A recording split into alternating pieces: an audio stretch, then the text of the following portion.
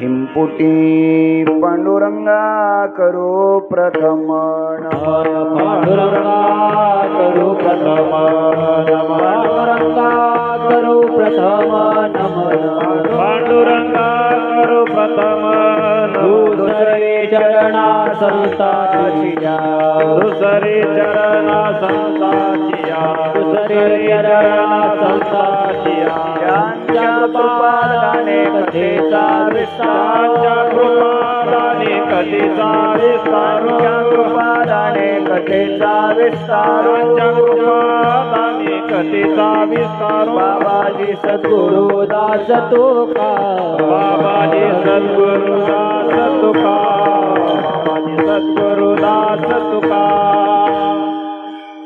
नमो सद्गुरु तुकया ज्ञानदीपा नमो सद्गुरु सच्चिदानंद रूपा नमो सद्गुरु भक्त कल्याण मूर्ते नमो सद्गुरु भास्करा पूर्ण कीर्ती सेवे लागी सेवक झालो तुमच्या लागलो निज चरणा तुमच्या लागलो निज चरणा तुमच्या लागलो निज चरणा सेवे लागी सेवक झालो तुमच्या लागलो निज चरणा तुमच्या लागलो निज चरणा तुमच्या लागलो निज चरणा अहो स्वामी तुकया देवा यावरी न करावा यावरी न करावा वेरो यावरी न करावा अहो स्वामी तुकया देवा यावरी न करावा वेर यावरी न करावा वेरो यावरी न करावा वेर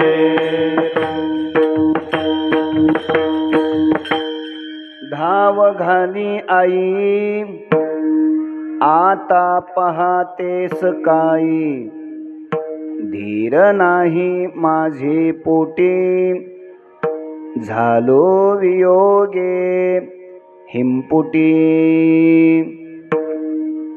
अनंत कृपा विभूषित विश्ववंद्य विश्वसंत संत श्रेष्ठ जगद्गुरु श्री तुकोबाराय यांच्या अभंग गाथेतील 4 चरणाचा अभंग सेवेकरिता घेतलेला आहे।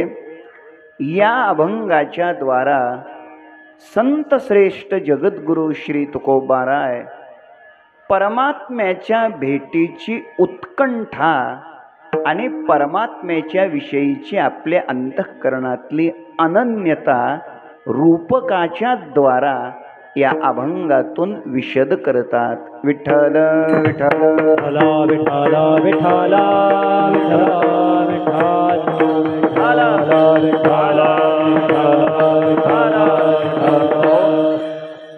अनंत कोट ब्रह्मांड नायक अकारण कारण करुणा वरुणालय अखिल गुणनिधान भक्तवत्सल जगदाधार रुक्मिणी प्राण संजीवन भगवान श्री पंढरीश परमात्म्याच्या असीम कृपेद्वारा ज्ञान कैवल्य तेजोनिधी विश्वमाऊली ज्ञानोबाराय वैराग्य शिरोमणी संत हृदय सम्राट विश्ववंद्य जगद्गुरु श्री तुकोबाराय आदी करून सर्व संत महंतांच्या आशीर्वादाने उपस्थित संत महंत भाविक सज्जन माता भगिनी संपूर्ण परिसरातून अहिल्यानगर जिल्ह्यातून छत्रपती संभाजीनगर जिल्ह्यातून शेजारच्या अनेक प्रांतातून उपस्थित असलेले वारकरी संप्रदायातील ज्येष्ठ श्रेष्ठ अध्वर्यू कीर्तनकार प्रवचनकार कथाकार टाळकरी वृंद, गायनाचार्य, मृदंगाचार्य आणि आपण देवरूप श्रोतृवर्ग या सर्वांच्या पवित्र उपस्थितीमध्ये आदिमाता, आदिशक्ती भगवती भवानी मातेच्या, जगदंबा मातेच्या पवित्र दरबारामध्ये अत्यंत परम पवित्र अशा नवरात्र महोत्सवाचं औचित्य साधून श्री क्षेत्र माळ वाडगाव, तालुका श्रीरामपूर, जिल्हा अहिल्यानगर या गावामध्ये परमपूज्य, परमश्रद्धेय, प्रातस्मरणीय थोर संत सद्गुरू नारायण गिरीजी महाराज यांच्या कृपेने परमपूज्य, परमश्रद्धेय वारकरी संप्रदायातील एक तपस्वी आणि शांत व्यक्तिमत्व, विठ्ठल रुक्मिणी मंदिर समितीचे श्री क्षेत्र पंढरपूरचे सदस्य आदरणीय भास्कर गिरीजी महाराज यांच्या आशीर्वादाने परमपूज्य, परमश्रद्धेय रामगिरीजी महाराज यांच्या प्रेरणेने आपणा सर्वांच्या पवित्र उपस्थितीमध्ये या गावातील सर्व भाविक, सर्व सद्भक्त, सर्व तरुण, सर्व अन्नदाते आणि सर्व देणगीदाते या सर्वांच्या अथक परिश्रमातून संपन्न होत असलेला हा भक्ती महोत्सव हरिभक्तीपरायण आचार्य आदरणीय परमपूज्य शुभम महाराज यांच्या अमृतवाणीतून देवी भागवत कथेचंही आपण श्रवण करत आहोत आणि त्यांची इथे पूर्ण वेळ उपस्थिती आहे. त्यांच्या मार्गदर्शनाने आदरणीय वैभव महाराज, बरोबर, विकास महाराज या ज्ञानेश्वरी पारायणाचे व्यासपीठ प्रमुख त्यांच्या पवित्र उपस्थितीमध्ये परिसरातून हजर असलेले वारकरी संप्रदायातील भजनाच्या क्षेत्रातले अत्यंत गोड असं व्यक्तिमत्व आदरणीय बाळासाहेब महाराज, आदरणीय काशीनाथ महाराज, सगळे उभे राहिलेले वैष्णव, विनेकरी, चोपदार, हरिभक्तीपरायण आदरणीय ओंकार महाराज, मृदंगाचार्य आणि माझ्या समोर येऊन बसलेले वारकरी संप्रदायाची साधना करणारा जो साधक आहे, त्या साधकावर हृदयापासून प्रेम करणारे सर्व श्रोते, माता आणि भगिनी, आपल्या सर्वांच्या पवित्र चरणाला मी हृदयापासून वंदन करतो, नतमस्तक होतो. आपल्या सर्वांच्या पवित्र उपस्थितीमध्ये या अखंड हरिनाम सप्ताह समितीच्या द्वारा, नवरात्र महोत्सव समितीच्या द्वारा या गावातल्या सर्व तरुणांच्या, या गावातील सर्व भाविकांच्या प्रेमातून माझे जिवलग स्नेही हरिभक्तीपरायण आदरणीय प्रमोदजी महाराज असणे आणि त्यांचे सर्व सहकारी यांच्या प्रेमामुळं आजच्या या सेवेचं सौभाग्य मला प्राप्त झालेलं आहे. संकल्पित वेळेमध्ये आपण अभंगाचं चिंतन करण्याचा प्रयत्न करू. विठ्ठल विठ्ठल विठ्ठल विठ्ठल विठ्ठल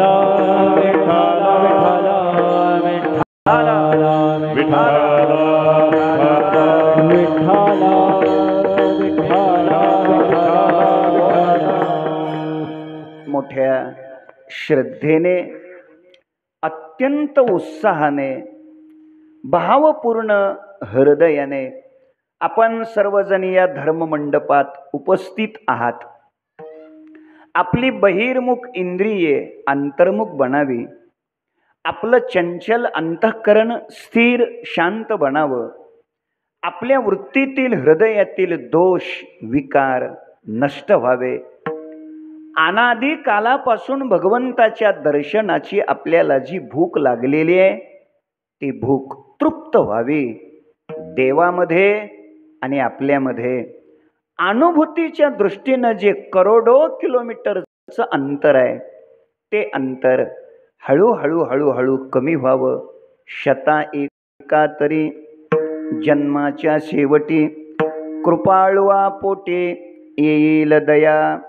भगवान श्री पंढरीरायाला आपली दया यावी. स्वप्नात का होईना येऊन परमात्म्याने आपल्याला दर्शन द्यावं आणि आपला अनंत जन्माचा प्रवास पूर्ण व्हावा. या स्वच्छ अपेक्षेनेच आपण सर्वजण या धर्ममंडपात उपस्थित आहात. आपल्या सर्वांच्या चरणी प्रणाम करतो. विठ्ठल विठ्ठल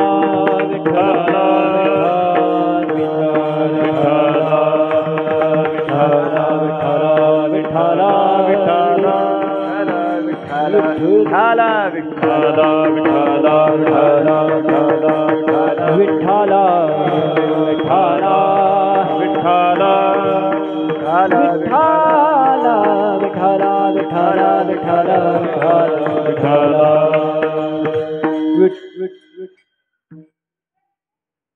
सेवेकरिता घेतलेला अभंग संत श्रेष्ठ जगद्गुरु श्री तुकोबाराय यांच्या गाथेतील आहे आणि महाराज या अभंगाच्या द्वारा परमात्म्याच्या दर्शनाची उत्कंठा, भगवंताच्या दर्शनाची तीव्रता आणि परमात्म्याच्या विषयी आपल्या अंतःकरणात असलेली अनन्यता या अभंगातून विशद करतात. अत्यंत पवित्र असा हा काळ आहे. काही काल हे स्वभावतः पवित्र असतात, काही देश स्वभावतः पवित्र असतात आणि काही व्यक्ती स्वभावतः पवित्र असतात. आज इथे कालाचंही पावित्र्य आहे. नवरात्रासारखा अत्यंत पवित्र काळ आहे. देशाचा विचार केला तर आई जगदंबा मातेच्या, भवानी मातेच्या पवित्र स्पर्शाने पुनीत झालेलं हे क्षेत्र आहे. म्हणजे हे स्थलही पवित्र आहे. इथं देशाचंही पावित्र्य आहे, कालाचंही पावित्र्य आहे आणि इथं व्यक्तीचंही पावित्र्य आहे. ज्यांच्या समवेत आणि ज्यांच्या समोर आपण ही भगवत सेवा संपन्न करतोय ते उभे राहिलेले सर्व वैष्णव आणि शेजारी येऊन बसलेले सगळे वैष्णव हे अत्यंत पवित्र आहेत. म्हणजे व्यक्तीचंही पावित्र्य आहे, स्थलाचंही पावित्र्य आहे आणि कालाचंही पावित्र्य आहे. अशा पवित्र कालखंडामध्ये आपल्याला सेवा करण्याचं सौभाग्य इथे प्राप्त झालेलं आहे. असा एक अत्यंत पवित्र सुयोग या निमित्ताने इथे संपन्न झालेला आहे. आपल्या सर्वांच्या मध्ये आणि आपल्या सर्वांच्या समवेत आपल्या सोबतीला वारकरी शिक्षण संस्थेतील माझे आदरणीय गुरुबंधू हरिभक्तीपरायण गाथामूर्ती आदिनाथ महाराज यांचंही इथे शुभ आगमन झालेलं आहे. वारकरी संप्रदायाच्या वतीनं मी त्यांचंही हृदयापासून मनापासून अभिनंदन करतो, त्यांचं स्वागत करतो, त्यांना धन्यवाद देतो. खरं म्हणजे शुभम महाराज आहेत, ओंकार महाराज आहेत, इकडे विकास महाराज आहेत, आदिनाथ महाराज आहेत, काशीनाथ महाराज आहेत, बाळासाहेब महाराज आहेत. खरं म्हणजे भाऊसाहेब, एवढ्या महाराज लोकांनी एका वेळेला एकत्र येणं चांगलं नसतं. मी चांगलं नसतं असं का म्हणालो त्याचं कारण सांगतो. अनेक कीर्तनकारांनी एका वेळेला एकत्र येणं, एका जाग्यावर येणं म्हणजे समाजाचं नुकसान आहे. डोंगरे भाऊसाहेब म्हणतील समाजाचं काय नुकसान? समाजाचं नुकसान असं आहे, हेच कीर्तनकार जर आज एका गावाला गेले असते तर तिथे वारकरी संप्रदायाचा प्रचार प्रसार झाला असता. पण हे सगळी कीर्तनं टाळून इथं हजर राहिले म्हणजे समाजाचं काय झालं, नुकसान झालं. अनेक कीर्तनकार शरीरानं एकत्र येणं हे समाजाचं नुकसान आहे आणि अनेक कीर्तनकार मनाने एकत्र येणं हे वारकरी संप्रदायाच्या प्रगतीचं लक्षण आहे. आज ही ज्येष्ठ श्रेष्ठ आदरणीय मंडळी खऱ्या अर्थाने इथं आलेली आहेत. ते आचार्य आहेत, हे आदिनाथ गुरु सकळ सिद्धांचा, असे संप्रदायावर, साधनेवर आणि संप्रदायाच्या तत्वप्रणालीवर प्रेम करणारे वैष्णव आज या निमित्ताने इथं एकत्र आलेले आहेत. आपल्या सर्वांच्याच कृपेनं आपण आपल्या संकल्पित वेळेमध्ये अभंगाचं चिंतन करण्याचा प्रयत्न करूया. कीर्तनाच्या प्रारंभीच मी आपल्या सगळ्यांना एक छोटी विनंती करतो. ती विनंती अशी आहे, जर आपल्यापैकी कोणाकडे मोबाईल असेल, माझा अंदाज आहे आपल्यापैकी बहुतेक मोबाईल कोणाकडेच नसेल, पण जर चुकून कोणाकडे मोबाईल असेल तर आपण त्याचं नरड दाबून ठेवा. माननीय मुख्यमंत्री देवेंद्रजी फडणवीस साहेब त्यांना सांगा, सध्या मी कीर्तनात बसलोय, 9च्या नंतर बोलू. तुमचं त्यांच्याशी काय महत्त्वाचं काम असेल ते 9च्या नंतर करा, पण 9 वाजेपर्यंत कोणाचं वाजणार नाही याची दखल घ्या. कीर्तन सुरू असताना Facebook, YouTube, Twitter, WhatsApp, Instagram असलं बघत बसू नका.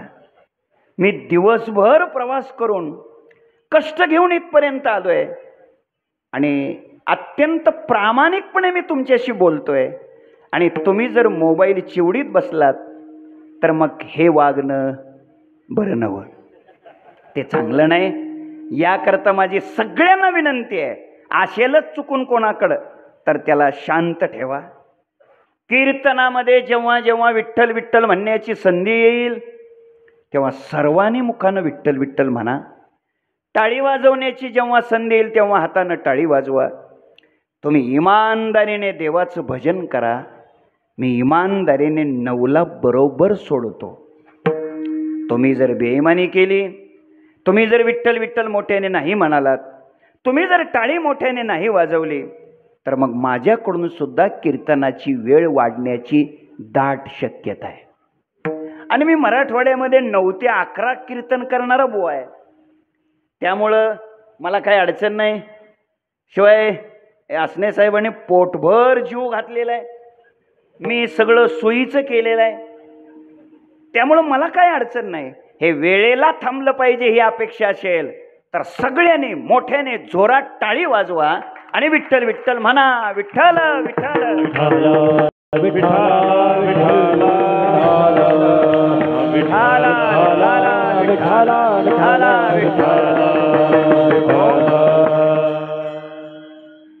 नवरात्राचा हा काळ आहे मनुष्याच्या जीवनामध्ये. तसं तर रात्र म्हटलं की अंधार आहे, अंधार म्हटलं की अज्ञान आहे. मानवी जीवनाच्या फक्त 10च रात्रा कल्याणाच्या आहेत. त्या 10 रात्रा कल्याणाच्या आहेत. कोणत्या त्या 10 रात्रा आहेत?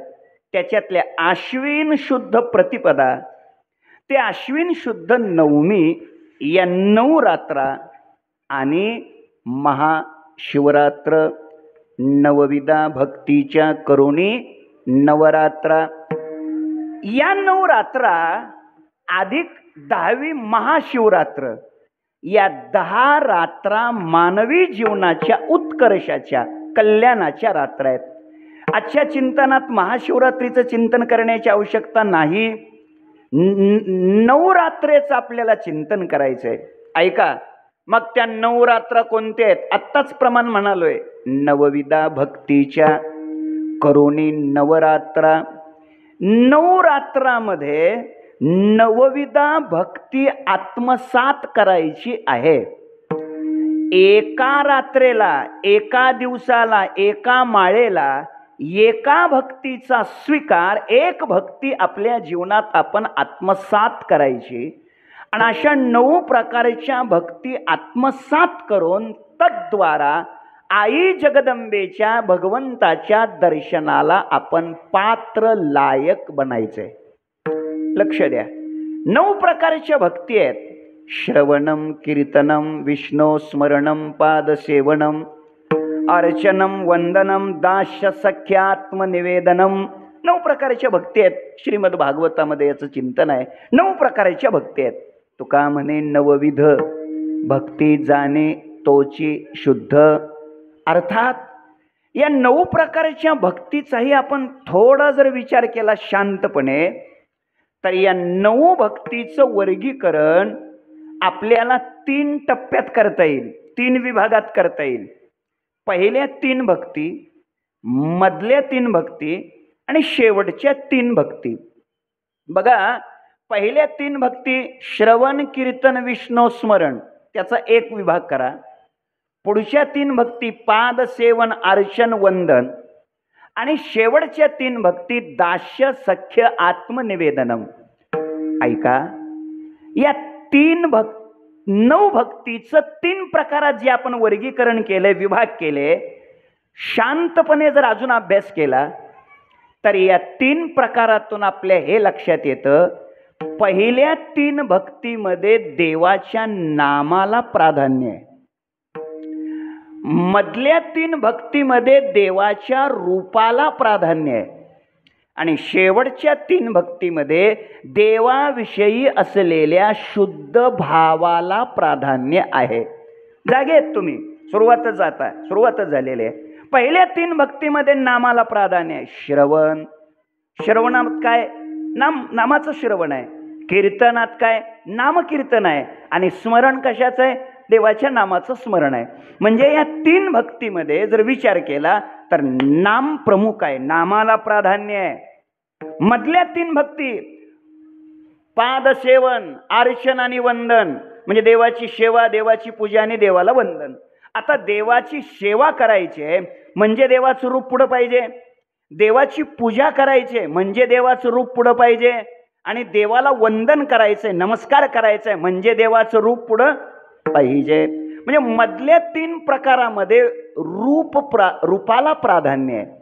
आणि शेवटच्या 3 भक्तीमध्ये दास्य, देव माझा स्वामी आहे आणि मी देवाचा दास आहे, हा दास्य भाव निर्माण झाला पाहिजे.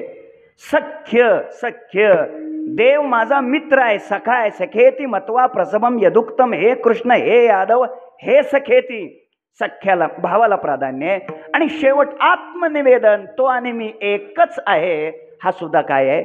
भावच आहे. मुद्दा इतकाच आहे. शेवटच्या 3 भक्तीत भावाला प्राधान्य, मधल्या 3 भक्तीत झोपले रूपाला प्राधान्य आणि पहिल्या 3 भक्तीमध्ये नामाला प्राधान्य. मग आता ऐका, याचा जर विचार अजून आपण केला तर पहिल्या 3 भक्तीत देवाचं नाम, दुसऱ्या मधल्या 3 भक्तीत देवाचं रूप आणि शेवटच्या 3 भक्तीमध्ये देवाच्या विषयीचा शुद्ध भाव. आता भक्तीची व्याख्या करू आपण. मग भक्तीच कशाला म्हणायचं? भक्ती त्याला म्हणायचं ज्याच्यामध्ये नाम असतं, ज्यामध्ये रूप असतं आणि ज्यामध्ये देवाविषयीचा भाव असतो. नाम अधिक रूप अधिक भाव बरोबर भक्ती. विठ्ठल विठ्ठल विठ्ठल विठ्ठल विठ्ठल विठ्ठल. एखादी व्यक्ती भक्ती करत असेल, ऐका, एखादी व्यक्ती भक्ती करत असेल किंवा त्याला वाटत असेल मी भक्ती करतोय, मी भक्त आहे, पण भक्ती करत असताना या 3 गोष्टी जर त्याच्या भक्तीत नसतील, कोणत्या 3 गोष्टी नसतील?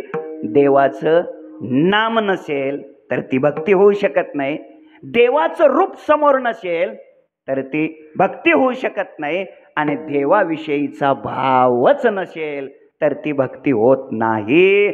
भक्ती करतोय आणि नामचिंतन करत नाही. माऊली बोलतात चित्त नाही नामी, अरे ते व्यर्थ, ते व्यर्थ म्हणजे नाम व्यर्थ नव्हे, ते भक्ती करणाऱ्याचं भक्ती करणं व्यर्थ, हे लक्षात ठेवा. भक्ती करतोय आणि भगवंताच्या विषयीचा भावच नसेल तर भावेवीन भक्ती, भक्तिवीन मुक्ती, बळेविना शक्ती बोलू नये. डोळा भरिले रूप चित्ती पायाचा संकल्प. भक्ती करतोय आणि परमात्म्याचं रूपच समोर नसेल तर ती भक्ती होऊ शकत नाही. माझ्या बोलण्याचा आशय इतकाच आहे, भक्ती करणाऱ्या भगवत भक्ताच्या अंतःकरणामध्ये पहिली गोष्ट भगवंताचं नाम असलं पाहिजे, दुसरी गोष्ट त्याच्या समोर भगवंताचं रूप असलं पाहिजे, आणि तिसरी गोष्ट भगवंताच्या विषयीचा त्याच्या अंतःकरणामध्ये भाव असलाच पाहिजे. नाम अधिक रूप अधिक भाव बरोबर भक्ती, हे तीन नसेल तर भक्ती पूर्णत्वाला जात नाही, भक्तीची व्याख्या पूर्ण होऊ शकत नाही. हेतू इतकाच आहे. आणि म्हणून अशा भक्तीनं युक्त आपलं जीवन झालं पाहिजे.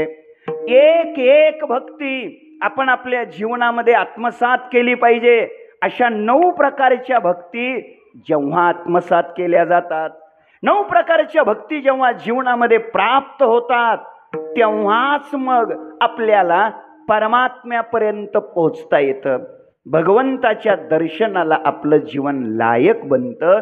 म्हणूनच आपल्याकडे 9 दिवसामध्ये नवरात्रा आणि मग परत 10व्या दिवशी काय, बोला बोला, बरोबर आहे, 10व्या दिवशी दसरा. त्याचं दुसरं नाव विजयादशमी.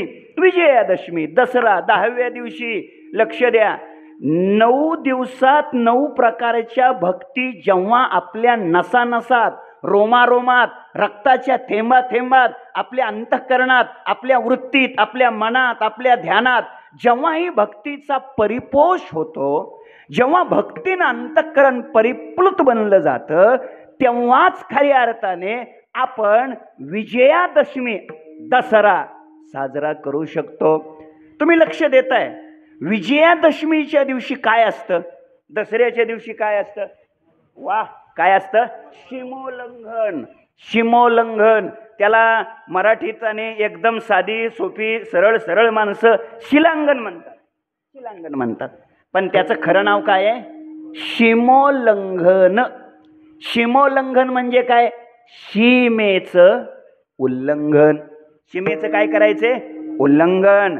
सीमेचं उल्लंघन करणं हा एक महत्वाचा त्या दिवशीचा विधी आहे. आणि दुसरा विधी काय असतो? सोनं. सोनं लुटायचं, बरोबर आहे ना? सोनं लुटायचं. आता ऐका, हे 2 प्रकार काय? सीमोल्लंघन 10व्याच दिवशी करायचंय, दसऱ्याच्या दिवशी करायचंय, आणि त्याच दिवशी सोनं लुटायचंय. हे सीमोल्लंघन म्हणजे काय? एक. आणि सोनं लुटायचं म्हणजे काय करायचं? या दोन्हीचं उत्तर देतो. उत्तर असं आहे, 9 दिवसात 9 प्रकारच्या भक्ती आत्मसात केल्याशिवाय तुम्ही सीमेचं उल्लंघन करू शकत नाही. ऐका जरा, सीमेचं उल्लंघन करायचं म्हणजे काय? माळवाडगावच्या सीमेवर जायचं, बरोबर का? असंच का? मोठे वडगाव आहे ना, त्या सीमेवर जायचं, याला सीमोल्लंघन म्हणायचं का? नाही, हे सीमोल्लंघन नाही. सीमोल्लंघन खरं कोणतं आहे? कोणती सीमा उल्लंघित करायची? तर त्याचं उत्तर आहे देह तादात्म्य. या सीमेचं उल्लंघन करायचं. मी देह आहे या वृत्तीला फेकून द्यायचंय. अजून सोपं करूया, विकाराच्या सीमेचं उल्लंघन करायचंय, दुर्गुणाच्या सीमेचं उल्लंघन करायचंय, दोषाच्या सीमेचं उल्लंघन करायचंय, अजून मायेच्या सीमेचं उल्लंघन करायचंय, अध्यस्थाच्या सीमेचं उल्लंघन करायचंय. ऐका, विकार, माया, मायेच्या प्रांताला ओलांडून पुढे जायचंय, त्याचं नाव आहे सीमोल्लंघन. अध्यस्थ अनात्म पदार्थाला ओलांडून पलीकडे जायचंय, त्याचं नाव आहे सीमोल्लंघन. अज्ञानाला ओलांडून पलीकडे जायचंय, त्याचं नाव काय आहे? सीमोल्लंघन. केवळ गावाची भौतिक जी हद्द आहे, गावाची भौतिक जी हद्द आहे, सीमा असते, इथपर्यंत आपल्या गावच्या जमिनी आहेत, ह्या आपल्या गावची सीमा, आणि तिथं शिव, आणि तिथं गेलं आणि मग सीमोल्लंघन, असं नाही होत. सीमोल्लंघन कधी होईल? हा देह मी आहे या भावनेला जेव्हा तुम्ही ओलांडाल, या देहाचा आणि माझा काहीही संबंध नाही या वृत्तीवर जेव्हा जीवन पोहोचेल, तेव्हाच खऱ्या अर्थानं सीमोल्लंघन होत आहे. तोपर्यंत सीमोल्लंघन नाही होऊ शकत. मायबाप कधीतरी मी देह आहे या वृत्तीला फेकून दिलं पाहिजे. देह नव्हे, उरला उरे विठ्ठल, या स्थितीमध्ये आलं पाहिजे.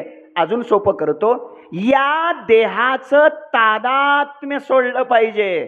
तुकोबाराय सांगतात, देहाचा विसर हो पाणी माझ्या देहाचा विसर, पाणी माझा देहाचा विसर, टाळे वाजवा.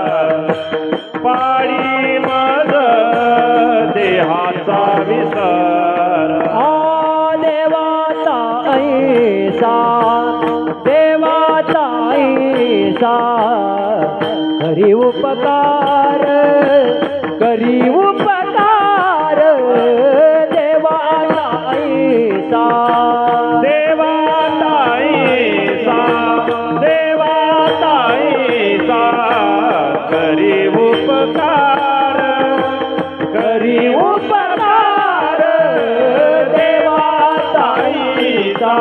ओ देहाचा विसर, देहाचा विसर, पाडी मज, पाडी मज, पाडी मज, तरीच हा जीव, तरीच हा जीव, सुख पावे माझा, सुख पावे माझा, तरीच हा जीव.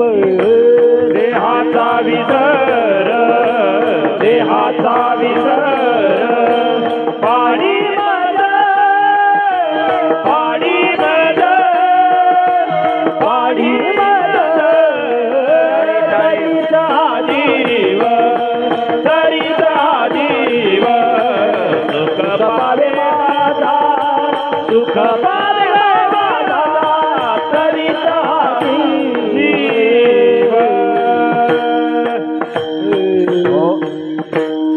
देहाचा विसर पाडी मज एक, तरीच हा जीव सुख पावे माझा दोन. जीव तेव्हा सुखी होऊ शकतो देहाचं तादात्म्य संपलं तर. अनात्म पदार्थाचं तादात्म्य जोपर्यंत नष्ट होत नाही, अध्यस्त वस्तूचं तादात्म्य जोपर्यंत नष्ट होत नाही, आणि मला वाटतं अनात्म पदार्थ, अध्यस्त हे शब्द जर आपल्या डोक्याला तकलीफच देत असतील तर एकदम सोपं करतो.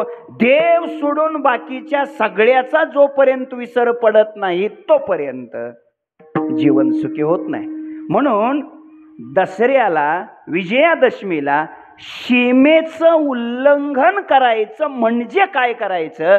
तर मी रावसाहेब आहे, मी काकासाहेब आहे, मी अण्णासाहेब आहे, माझ्या इतका ऊस कुणाकडंच नाही, हे डोक्यातलं कायमचं फेकून देणं, याला म्हणायचं सीमोल्लंघन करणं. हे सीमोल्लंघन झालं पाहिजे. देहाचं तादात्म्य संपलंच पाहिजे. आणि मग हे तेव्हाच होत असतं. त्याच्याकरता अगोदर नवविधा भक्ती जीवनामध्ये प्राप्त झाल्याच पाहिजे. आता त्या दिवशीचा दुसरा विधी काय? सोनं लुटायचं. सोनं, सोनं, सोनं काय आहे हो? सोनं कोणतं आहे? त्याचं दोन उत्तर देतो. एक उत्तर, जीवन सुखी बनणं म्हणजेच खऱ्या अर्थानं काय आहे? सोनं लुटणं. आत्मानंदामध्ये जीवन जाऊन प्राप्त होणं म्हणजेच खऱ्या अर्थानं सोनं लुटणं. दुसरा एक अर्थ मी आपल्या पुढे देतो. सोनं लुटायचं म्हणजे काय? जेव्हा साधक आपल्या जीवनामध्ये ती जगदंबा देवी आणि त्या देवीची कृपा त्याच्या जीवनावर होते, देवीचा साक्षात्कार होतो, देवीचं दर्शन होतं, तेव्हा खऱ्या अर्थानं जीवन सुवर्णमय होतं, कांती सुवर्णमय होते. त्याची प्रमाण त्याच्या ओव्या मी आपल्या पुढे देतो. 9 दिवसात 9विधा भक्ती करायची आणि देवीला प्रसन्न करून घ्यायचं. कोणती देवी आहे? जगदंबा देवी, भवानी माता देवी वगैरे वगैरे. आता देवी सांगतो. कोणती देवी? ज्ञानोबारायने सांगितलेली देवी सांगतो. ज्ञानोबाराय सांगतात आपण देवीला प्रसन्न करायचं. पण देवी कोणती? ज्ञानोबाराय सांगतात तैसे ते कुंडलिनी जगदंबा, जी चैतन्य चक्रवर्तीची शोभा, विश्वबीजाची या कोंबा सावली केली. ज्ञानोबारायची भाषा आहे तैशी ती कुंडलिनी जगदंबा. ही कुंडलिनी, ज्ञानोबाराय गोड बोलतात. ज्ञानोबाराय सांगतात ही जी कुंडलिनी आहे ना, ते कुंडलिनीला जागृत केलं पाहिजे. ती अधोमुख सर्पिनी निदिली असे. ती अधोमुख आहे, तिला ऊर्ध्वमुख करायचंय. ऊर्ध्वमुख करत असताना ओडियाना, मणिपूर आणि जालंधर या 3ही बंधाच्या गाठी सोडायच्या. आधार चक्र, स्वादिष्टान चक्र, मणिपूर चक्र, अनोहत चक्र, विशुद्ध चक्र, आज्ञा चक्र या 6 चक्राचं भेदन करायचं. त्रिकूट, श्रीहट, आउटपीट, गोल्हाट, भ्रमरगुंपा, सहस्रदळ आणि दशवे द्वार इथपर्यंत पोहोचायचं. त्याच्याकरता काय करावं लागतं? त्याच्याकरता प्राण, अपान, व्यान, उदान, समान या 5 प्राणाचं काय केलं पाहिजे? ऐक्य केलं पाहिजे. ते ऐक्य करून इडा आणि पिंगला या दोन्ही बंद करून सुषुम्नेच्या द्वारा तिथपर्यंत पोचलं पाहिजे.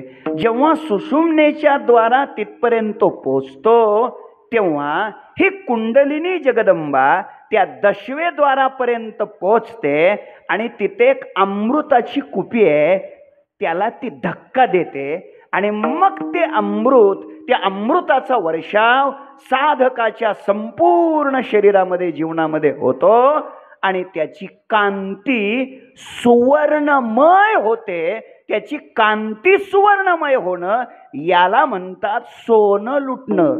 विठ्ठल विठ्ठल विठ्ठल. हे 10व्या दिवशी शक्य आहे. नवद्वाराची या चौचकी बानोने सय्यंतीचे अडवंकी, उघडले खिडके ककारांतीचे, मग मध्यमामध्ये विवरे तेने कुरेवे दादरे, ठाकिले चवरे ब्रह्मरंध्र, वरी मकारात सोपान ते सांडून या गहन, काके सुनी या गगन भरले ब्रह्मी. अशा पद्धतीनं तो प्रवास करावा लागतो. उगीच स्थान करून घेण्यात मजा नाही. एक सोपा शब्द आहे कुंडलिनी जगदंबा. ज्ञानोबाराने सांगितलेली देवी कुंडलिनी, तिला जागृत करायचंय, तिला प्रसन्न करायचंय. आणि मग ती जेव्हा 17वी जीवनकळेचा पाझर आपल्याला मिळतो, ते अमृत मिळतं, तेव्हा त्या साधकाची कांती सुवर्णमय होते. आणि कांती सुवर्णमय होणं याचंच नाव आहे सोनं लुटणं. एक. दुसरं आहे का? अजून देवीचं रूप सांगितलंय ज्ञानोबारायने. अजून एक देवी सांगितली. ज्ञानोबाराय सांगतात कोणती देवी? ऐका. ज्ञानोबाराय सांगतात आपली जी प्राणशक्ती आहे ना, प्राणशक्ती, ही प्राणशक्ती हीच काय आहे? देवी आहे. आणि या प्राणशक्ती या देवीला काय करायचंय? तिथे बळी द्यायचा आहे. बळी देतात ना, बळी द्यायचा आहे. कशाचा बळी द्यायचा? रेड्याचा. कशाचा बळी द्यायचा? बकऱ्याचा बळी द्यायचा आहे. बळी. पण नीट कीर्तन आहे का? ते टेप करतात लोक. हे बकरा कोणता आणि रेडा कोणता हे समजून घ्या. ज्ञानोबाराय किती गोड सांगतात. ज्ञानोबाराय बोलतात प्राणशक्ती रूपी देवीच्या पुढं संकल्परूपी मेंढा, संकल्परूपी मेंढा आणि मन रूपी रेडा तिच्या पुढं बळी द्या. तुम्ही जागेत राहीत की? आपली जी प्राणशक्तीची देवी आहे ना, त्या देवीच्या समोर आपला संकल्प आणि आपलं मन तिच्या चरणावर कायमच विलीन करा. याला म्हणायचं मनरूपी रेडा आणि संकल्परूपी मेंढा देवीच्या पुढे दिला पाहिजे. लक्षात. ओवी देतो आता. ज्ञानोबाराय बोलतात प्राणशक्ती चामुंडे प्रहारुनी संकल्प मेंढे, मनोमहिषाचेनी मुंडे दिदले बळी. ज्ञानोबरायाची भाषा आहे. मनरूपी रेडा आणि संकल्परूपी मेंढा प्राणशक्तीरूपी देवीच्या समोर त्याचा बळी द्या. हे लक्षात ठेवा. देवीचे दोन प्रकार सांगितले. पहिला प्रकार सांगितला, पहिली देवी कोणती सांगितली? कुंडलिनी जगदंबा. दुसरी देवी कोणती सांगितली? प्राणशक्ती चामुंडा. आता तिसरी देवी सांगतो. ज्ञानोबाराय किती छान बोलतात. ज्ञानोबाराय सांगतात तिसरी देवी कोणती देवी आहे? ज्ञानोबारायची भाषा आहे, 700 श्लोकानं युक्त असलेली श्रीमद भगवद गीता हेच देवी आहे. 700 श्लोकानं युक्त असलेली श्रीमद भगवद गीता हीच काय आहे? देवी आहे. मग आता देवी काय करते? आपण आता कितीतरी प्रमाण ऐकले असतील इतक्या वर्षात, कितीतरी ऐकले असतील. देवी काय करते? महिषासुर मर्दना लागून महिषासुराला मारते. पण महिषासुर कोणता आहे ते बी आपण प्रमाण, मोह महिषासुर मर्दना लागूने. ऐका दादानो, मोहरूपी महिषासुराला मारण्याचं काम कोण करते? देवी करते. आता मी देवी कोणती सांगितली? श्रीमद भगवद गीता 700 श्लोकानं युक्त असलेली श्रीमद भगवद गीता हीच काय आहे? देवी आहे. आणि मग ती देवी काय करते? मोहाला नष्ट करते. बघा, सुरुवात कुठून झालेली आहे? अर्जुन रावाला मोह निर्माण झाला. खरं म्हणजे आता तिथंही थोडी चर्चाच आहे. अर्जुनाला मोह निर्माण झाला का अर्जुनाला मोह निर्माण केला? चर्चाच आहे. खरं म्हणजे अर्जुनाच्या अंतःकरणात मोह नव्हता हो, पण या बाबानं बरोबर कार्यक्रम केला. अर्जुनानं सांगितलं होतं, काय सांगितलं होतं? की हे भगवान, माझा रथ दोन्ही सैन्याच्या मध्ये नेऊन उभा कर. सेन योरू भयोर मध्ये रथम स्थापय मे अच्युत. अच्युत, माझा रथ दोन्ही सैन्याच्या मध्ये उभा करा. बघा, मग या कृष्ण कन्हैयानं, या बाबानं तो रथ काय केला? कोणाच्या समोर उभा केला? भगवान कृष्ण कन्हैयाने तो रथ थेट दुःशासनाच्या नेऊन समोर उभा केला. बरोबर? म्हणजे जागेत बर काय. हा, लक्ष देऊन कीर्तन ऐकायचं, प्रोसिजर म्हणून नाही ऐकायचं. लक्षात ठेवा. दुःशासनाच्या, दुर्योधनाच्या समोर जर रथ नेऊन उभा केला असता, काय झालं असतं? काय झालं असतं म्हणजे गीतात जन्माला आले नसतील. काय झालं असतं? अर्जुनरावाने लगेच खान खान खान खान बाण सोडले असते. यानंच द्रौपदीचं वस्त्रहरण केलंय याचा काटा लगेच केला असतं ना. पण हा बाबा हुशार आहे, खेळतो, येण्याची खेळावा. याने काय केलं? दोन्ही सैन्याच्या मध्ये रथ नेऊन जे उभा करायचा, तो रथ थेट भीष्माचार्याच्या, द्रोणाचार्याच्या समोरच नेऊन उभा केला. भीष्म द्रोण प्रमुखतः सर्वेशांच्या महिक्षिता. भीष्माचार्याच्या, द्रोणाचार्याच्या समोर रथ नेऊन उभा केला. आणि मग अर्जुनरावांनी बघितलं. कुणाला? भीष्माचार्यांना, द्रोणाचार्यांना, कृपाचार्यांना. आणि यांच्यावर बाण मारायचा, यांना मारायचं, यांना नष्ट करायचं आणि यांना मारून राज्य भोगायचं. अरे त्यापेक्षा भीक मागितलेली चांगली. पण हे शक्य नाही, आपण हे करू शकत नाही. हे भीष्माचार्य, हे द्रोणाचार्य, अरे या द्रोणाचार्याचे माझ्यावर काही कमी उपकार आहेत का? मी पार्थो द्रोणाचा केला, येणे धनुर्वेदू मज दिदला.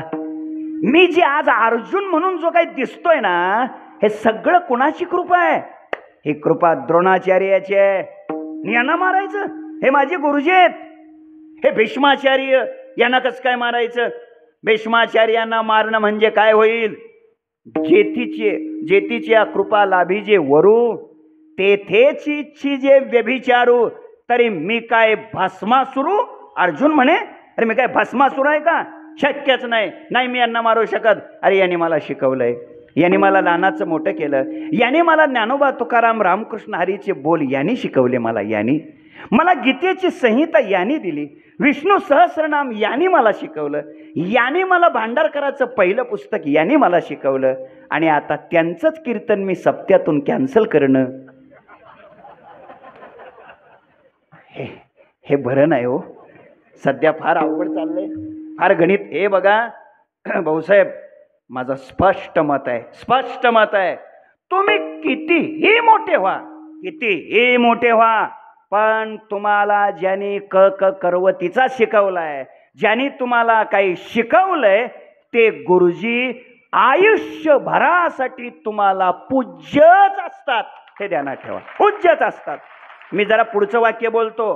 कदाचित आत्ता तुमचे ते गुरुजी जरी बिघडलेले असले, मी पुढचं बोलतोय, बिघडलेले असले तरी जाऊ द्या रे, पण शेवटी ते तुमचे गुरुजी आहेत का नाही. कोणत्या पायात कोणती चप्पल घालायची याची सुद्धा अक्कल नव्हती दादा, तेव्हा या गुरुजीने आपल्याला शिकवलंय ना. म्हणून मायबाप, माझी विनंती आहे, प्रचंड मोठे व्हा साहेब, व्हा, मोठे व्हा, पण कितीही मोठं झालं तरी आपल्याला ज्यांनी शिकवलंय त्या गुरुजींना आयुष्यात विसरू नका. ही माझी प्रामाणिक विनंती आहे, तुम्हाला कळकळीची विनंती आहे. आणि खरं म्हणजे मला त्याचा प्रत्यय थोडा मगाशी आला.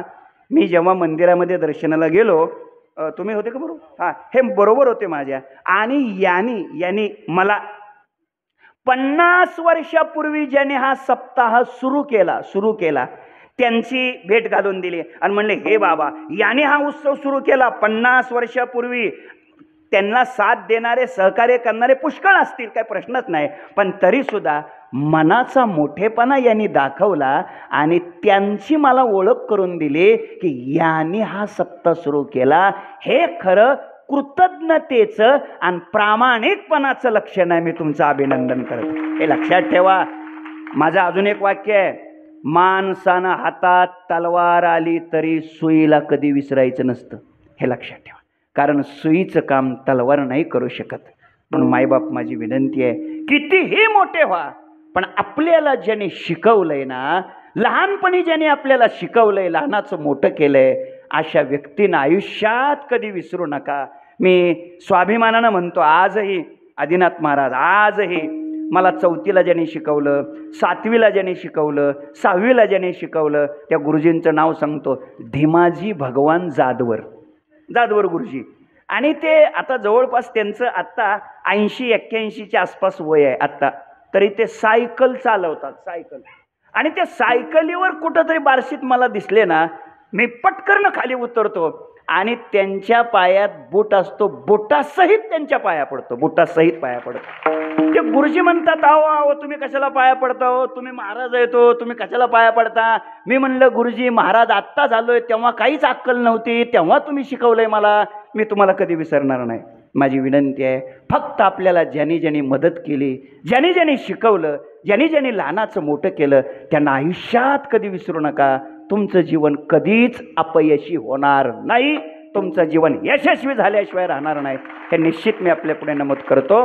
मुद्दा माझा इथं चाललेला आहे, विषय इथं चाललेला आहे की अर्जुनराव काय बाण मारायला तयार नाहीत, युद्ध यांना कसं काय मारायचं. सप्ताह यांनी सुरू केला आणि ह्यांचं सप्त्यातनं बाजूला काढायचं, हे कसं शक्य आहे हो? हे काय, नाही, शक्यच नाही, जमणार नाही म्हणे, ते जमणार नाही. आता फार अवघड आहे सध्या गणित, सध्या कठीण झालंय. माझी विनंती आहे, हात जोडून विनंती आहे, थोडं जाऊ द्या, सगळं कीर्तन विसरलं ते चालेल, एवढं काही विसरू नका, एवढं विसरू नका. प्रामाणिकपणे थोरा वाढवी महत्व वडिलाचे, ही आपली परंपरा आहे, लक्षात ठेवा. महत्व, मोठ्याचं महत्व वाढवलं पाहिजे. म्हणून 50 वर्षापूर्वी ज्यांनी हा सप्ताह सुरू केला, 50 वर्षापूर्वी ज्यांनी या सप्ताहाला मदत केली, 50 वर्षापूर्वी ज्यांनी हे रोपटं लावलं, त्या ज्येष्ठ श्रेष्ठ वयोवृद्ध या माळवड गावातल्या नागरिकांना मी कोटी कोटी वंदन करतो. मी त्यांच्या चरणी प्रणाम करतो. आणि इथे मी जवळपास काशीनाथ महाराज खूप वेळा या गावात आलोय, 10-15 वेळा आलो असेल मी. मला आज माझ्यासमोर विशेष करून प्रचंड प्रमाणात तरुण मुलं या ठिकाणी कीर्तन ऐकायला आज मला दिसत आहेत. मी त्या सगळ्या तरुणांचं अभिनंदन करतो आणि त्यांना एकच विनंती करतो, एकच, या जुन्या जाणत्या लोकांनी उत्सव सुरू केला. आज त्याचा सुवर्ण महोत्सवी काळ, सोन्याचे दिवस या उत्सवाला आलेले आहेत. आता इथे आलेल्या सगळ्या तरुणांना माझी विनंती आहे, आता तुमच्या कारकिर्दीमध्ये या सप्ताहाचा शताब्दी महोत्सव संपन्न झाला पाहिजे, यशस्वी झाला पाहिजे. 50 वर्षापर्यंत या जुन्या लोकांनी टिकून ठेवला. पुढे अजून बोलेन. त्यावेळेस साधनं नव्हती, साधन संपत्ती नव्हती, विजेची व्यवस्था नव्हती, प्रकाशाची व्यवस्था नव्हती, नीटनीटका गावाला रस्ता नव्हता, पाण्याची व्यवस्था व्यवस्थित नव्हती, आर्थिक संपत्ती नव्हती, दळणवळण नव्हतं, गाड्या घोड्या नव्हत्या,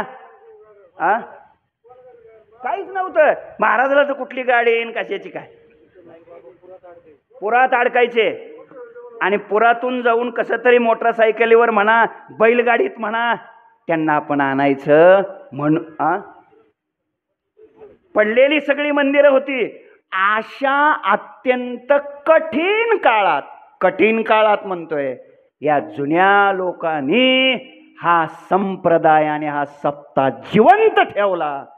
त्यांचं अभिनंदन आहे. काय होतं त्या काळात सांगा? कुठं होतं स्पीकर, कशाची लाईटची व्यवस्था, कुठं जनरेटर, घाम येतोय म्हणून कुठला पंखा, काय होतं? काही नव्हतं त्या काळात, काही नव्हतं.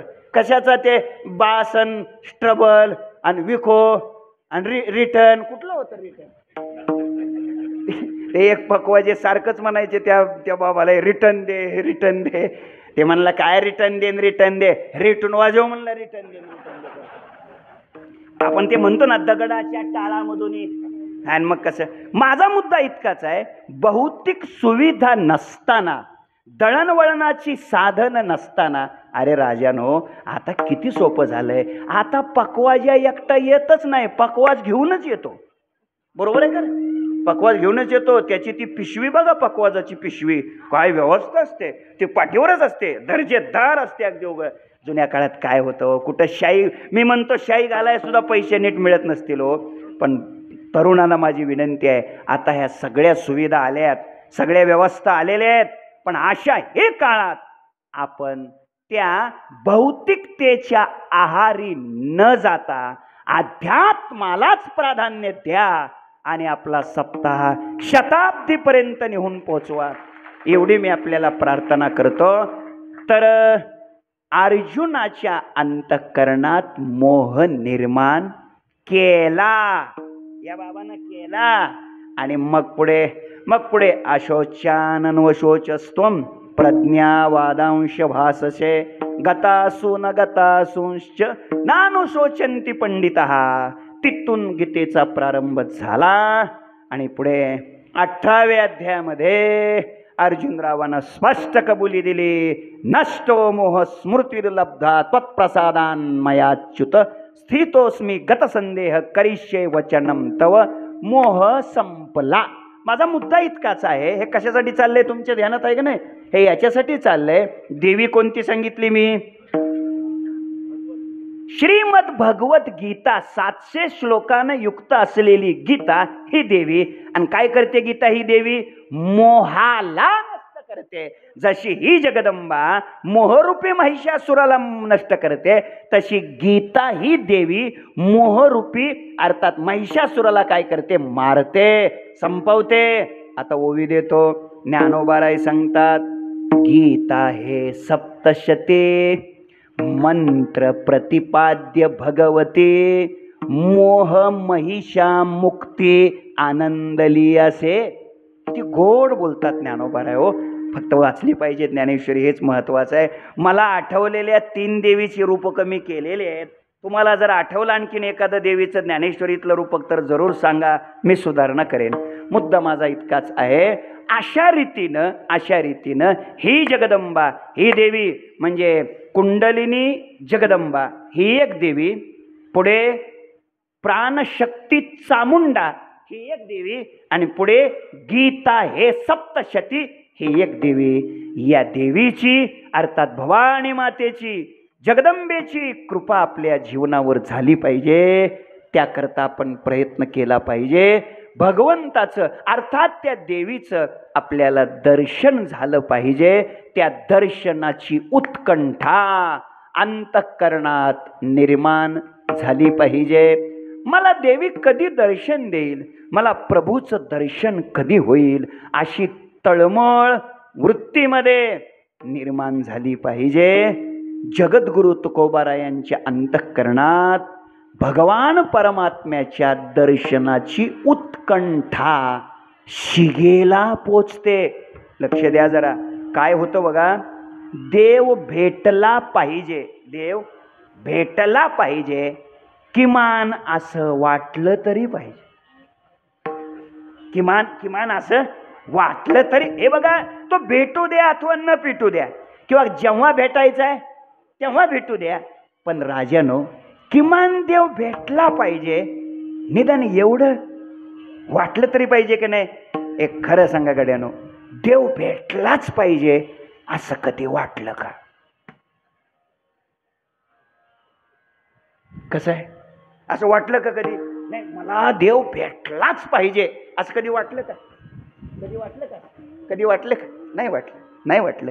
कीर्तन ऐकायला आलेल्या, येऊन पुढं बसलेल्या, बहुतेक गळ्यात तुळशीची माळ असलेल्या आणि लक्ष देऊन कीर्तन ऐकणाऱ्या माणसांना जर अजून देव भेटलाच पाहिजे असं वाटलं सुद्धा नसेल, तर त्या बाजारात रस्त्याने जाणार येणाऱ्याचं काय? मी अगोदरच बोललो का नाही, भेटू द्या अथवा न भेटू द्या, पण कमीत कमी तो भेटलाच पाहिजे असं निदान वाटलं तरी पाहिजे. हो, का वाटत नाही? ते वाटण्यासाठी फार लांबलचक साधना करावी लागते.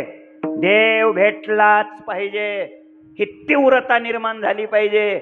ही तीव्रता निर्माण होण्यासाठी अनेक जन्म साधना करावी लागते, अनेक जन्म सायास करावे लागतात. पहा ज्ञानोबाराय किती गोड बोलतात. ज्ञानोबाराय सांगतात, जे तो विषयाची मोठ झाडी, माझी कामक्रोधाची साखडी, ते चुकावून आला पहाडी, सद्वासनेची मग साधू संगी सुभटा, उजू सत्कर्माची वाटा, अप्रवृत्तीच्या अव्वाटा डावलोनी, मग जन्मशताचा वाहतवना, नलेची असतेच्या वाहना, तेत फल हेतूचा उगाना, कवनु चाळी ऐसा शरीर संयुगाची राती, माझी धावत या सडी आईते, तेत कर्मक्षयाची पहाती पहाट झाली, मग तेत गुरु कृपा उखा उजळली. हे सगळं झाल्यानंतर, त्या ओव्याचा विस्तार नाही करत, हे सगळं झाल्यानंतर गुरुकृपेचा उशकाल जीवनात होत असतो. ऐका, आणि मगच कधीतरी मला देव भेटला पाहिजे असं माणसाला वाटतं. बघा, वाटतं. अजून आपल्याला तसं वाटलं सुद्धा नाही. हो, कसं आहे, तीव्रता निर्माण झाली पाहिजे.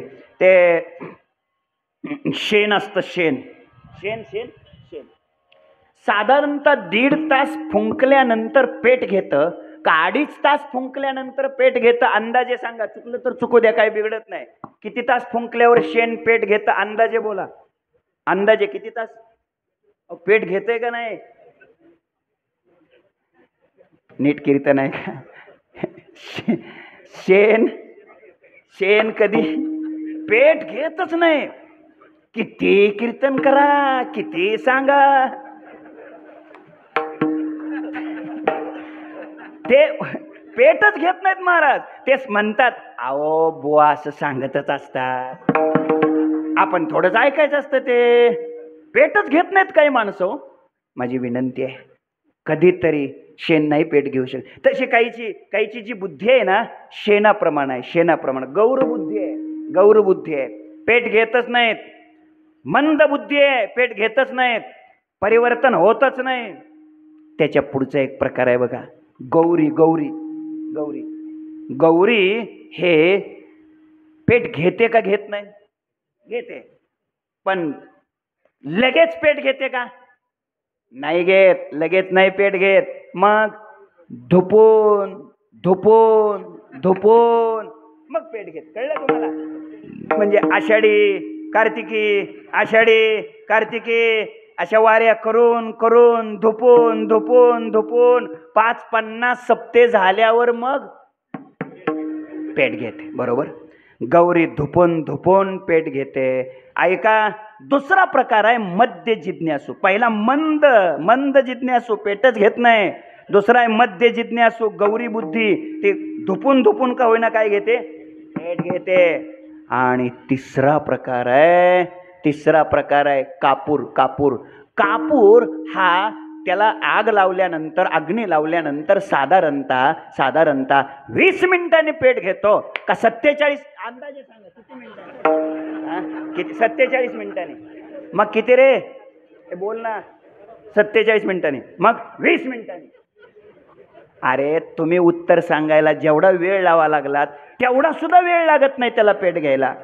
कापुराची वाती उजळली ज्योती, ठाईची समाप्ती झाली जैसी, ठाईची समाप्ती झाली जैसी. कापुराची वाती उजळली ज्योती, ठाईच समाप्ती टाळी वाजवा. ठाईची समाप्ती झाली जैसी. कापुराच्या वाती उजळली ज्योती, ठाईची समाप्ती झाली जैसी, ठाईची समाप्ती झाली जैसी. कापुराची वाती उजळली ज्योती, ठाईची समाप्ती झाली जैसी, ठाईची समाप्ती झाली जैसी. कापराला अग्नीचा स्पर्श झाल्या लगेच पेट घेतो. तसं तीव्र जिज्ञासू, ज्याची साधना झालेली आहे, ज्याचं सत्कर्म झालेलं आहे, ज्यानं चिंतन केलेलं आहे, अनेक जन्म परमार्थाची साधना ज्याच्याकडून घडलेली आहे, अशा योग भ्रष्ट महापुरुषाच्या जीवनामध्ये एका क्षणात जागृती निर्माण होते. आणि तत्क्षणीच जागिन्नाला तुका म्हणे कानी ऐकेली मात, तोची झाला घात. जीवपणा त्याच क्षणाला त्याच्यात जागृती निर्माण होते. अशी तीव्र जिज्ञासा भगवंताच्या भेटीची मला देव भेटलाच पाहिजे असं बी वाटलं पाहिजे. आणि पुढे बोलू का, आत्ताच भेटला पाहिजे असं वाटलं पाहिजे. अशी जिज्ञासा महाराजांच्या अंतःकरणात निर्माण झालेली आहे. आणि म्हणून त्या जिज्ञासेचा पराकोट होतो, त्या उत्कंठतेचा पराकोट होतो. आणि म्हणून तुकोबाराय देवाला भेट द्यायला या अशी आर्त हाक मारतात.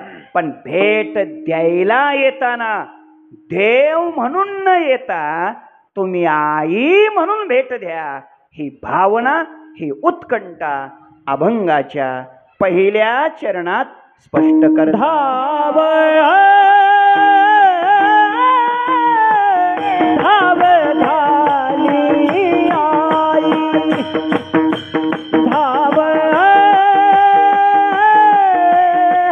धाव घाली आई, धाव धाव गाई आई, धाव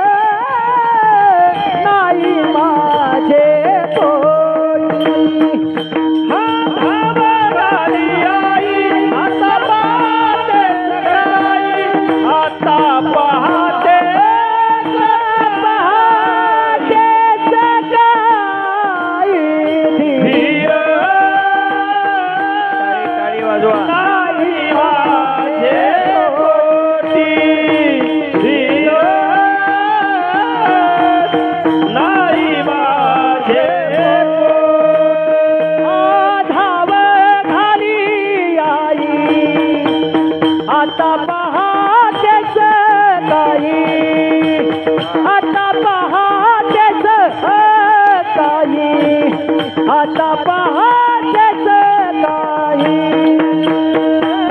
धाव घाली आई आता पहाटे काही, आता पहाटे काही, आता पहाटे काही.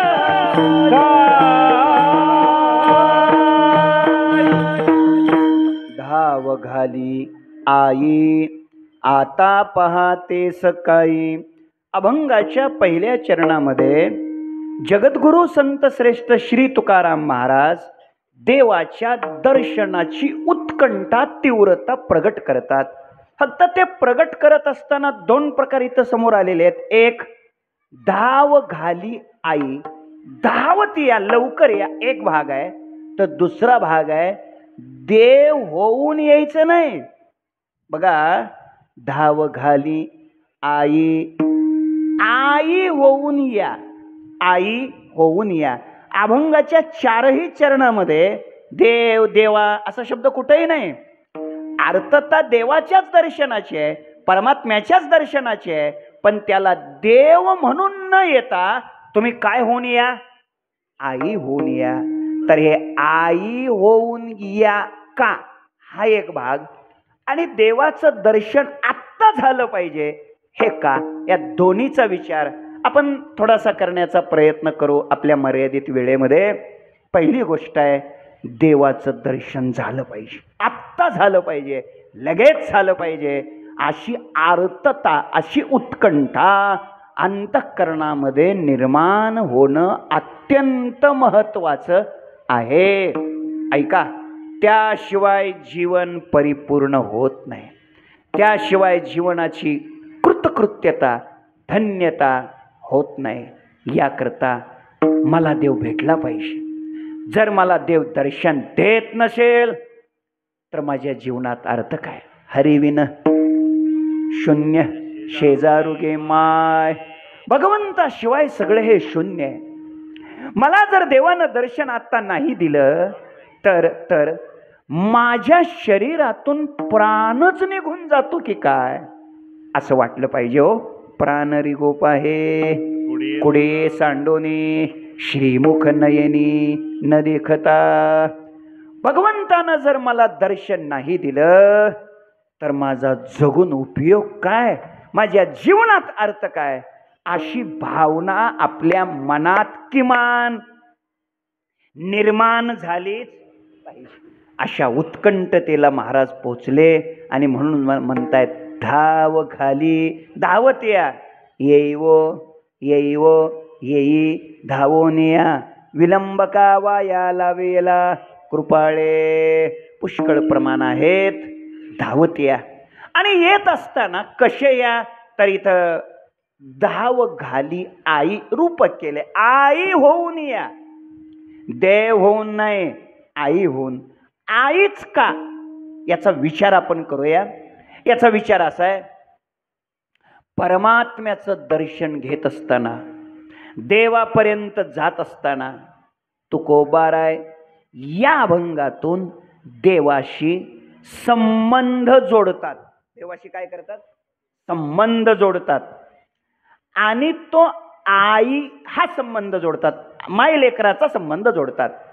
बघा, एवढा विचार करू फक्त. पहिली गोष्ट संबंध जोडतात आणि दुसरी गोष्ट माय लेकराचा आईचा संबंध जोडतात. तर आता ऐका, परमार्थ करणाऱ्या परमार्थिक माणसानं देवाशी कुठला तरी संबंध जोडला पाहिजे. कुठला तरी संबंध जोडा. बघा, जितका जवळचा संबंध तितकं प्रेम जास्त मिळतं. जितका जवळचा संबंध तितकं प्रेम जास्त मिळतं. संबंध नाही, प्रेम नाही. जेवढा जवळचा संबंध तेवढं प्रेम जास्त मिळतं. संबंधच नसेल तर मग काय प्रेमाचा विषयच येत नाही. एकदम सोपं करतो, एकदम सोपं. एक स्मशानभूमीमध्ये एक प्रेत जळत होतं. ऐका, काही लोक रडत होते, काही लोक हुंदकं देत होते, काही लोक मुसमुस करत होते, काही लोक हळहळ व्यक्त करत होते, काही लोक तंबाखूला चुना लावत लावत देह म्हणजे पाण्यावरचा बुडबुडा आला तसा जाणार, काय खरं रामभाऊ, बस अशी चर्चा करत होते. आता ऐका बरं का, म्हणजे ज्याचा त्या गेलेल्या व्यक्तीशी जसा जसा संबंध होता तसं तसं त्यांचं रडणं चालू होतं. तिथं एक व्यक्ती अशी होती, ती मांडी घालून निवांत बसलेली एकटीच, काही चेहऱ्यावर हावभाव नाही, काही नाही काही नाही. त्याला विचारलं, बाकीचे रडतायत, तू का रडत नाही रे? त्याने एका वाक्यात गोड उत्तर दिलं. ते म्हटला, त्याचा ना आपला काही संबंधच नाही. पण हे ऐकणारे विचारणारे हुशार होते. याने पुन्हा विचारलं, संबंधच नाही मग स्मशानभूमीत का आला? आता ऐका त्यानं उत्तर काय दिलं. त्यानं उत्तर दिलं, त्याचा ना आपला काहीच संबंध नाही म्हटला, त्यामुळे रडायचा काही प्रश्नच नाही, पण स्मशानभूमीत आलो त्याचं कारण आहे म्हटला, शेजार धर्म शेवटी वाट लावायला जावं असं लोक म्हणतात म्हणून आलोय म्हणला, तसं त्याचा ना आपला काही संबंध नाही. माझा मुद्दा संपला इथं. जितका जवळचा संबंध तितकं प्रेम जास्त. म्हणून दादानो, माझी विनंती आहे तुम्हाला, संबंध देवाशी जोडा. भक्ती करताना परमात्म्याशी संबंध जोडा, नातं जोडा. भगवान कृष्ण कन्हैयाशी यशोदा मैया, नंद राजा, वसुदेव देवकी यांनी संबंध जोडला. कृष्ण आमचा मुलगा आहे, कन्हैया आहे, लाला आहे. वात्सल्य भाव प्रगट झाला आणि परमात्म्याने प्रेम दिलं. भगवान कृष्ण कन्हैयाशी गोपाळाने संबंध जोडला. कृष्ण आमचा मित्र आहे, गड्यानो राजाकिरी झाला, कृष्ण सिंहासनी बैसला. भगवान परमात्म्याशी अर्जुनरावाने संबंध जोडला. भगवान माझा सखा आहे, सखे येती मतवा, सख्यपणे अर्जुन, सख्य भाव निर्माण झाला आणि भगवंताने प्रेम दिलं. तर मारुतीरायाने देवाशी संबंध जोडला. देव माझा स्वामी आहे, दास्यत्व निकट हनुमंते पै केले, मनोने देखिले रामचरण.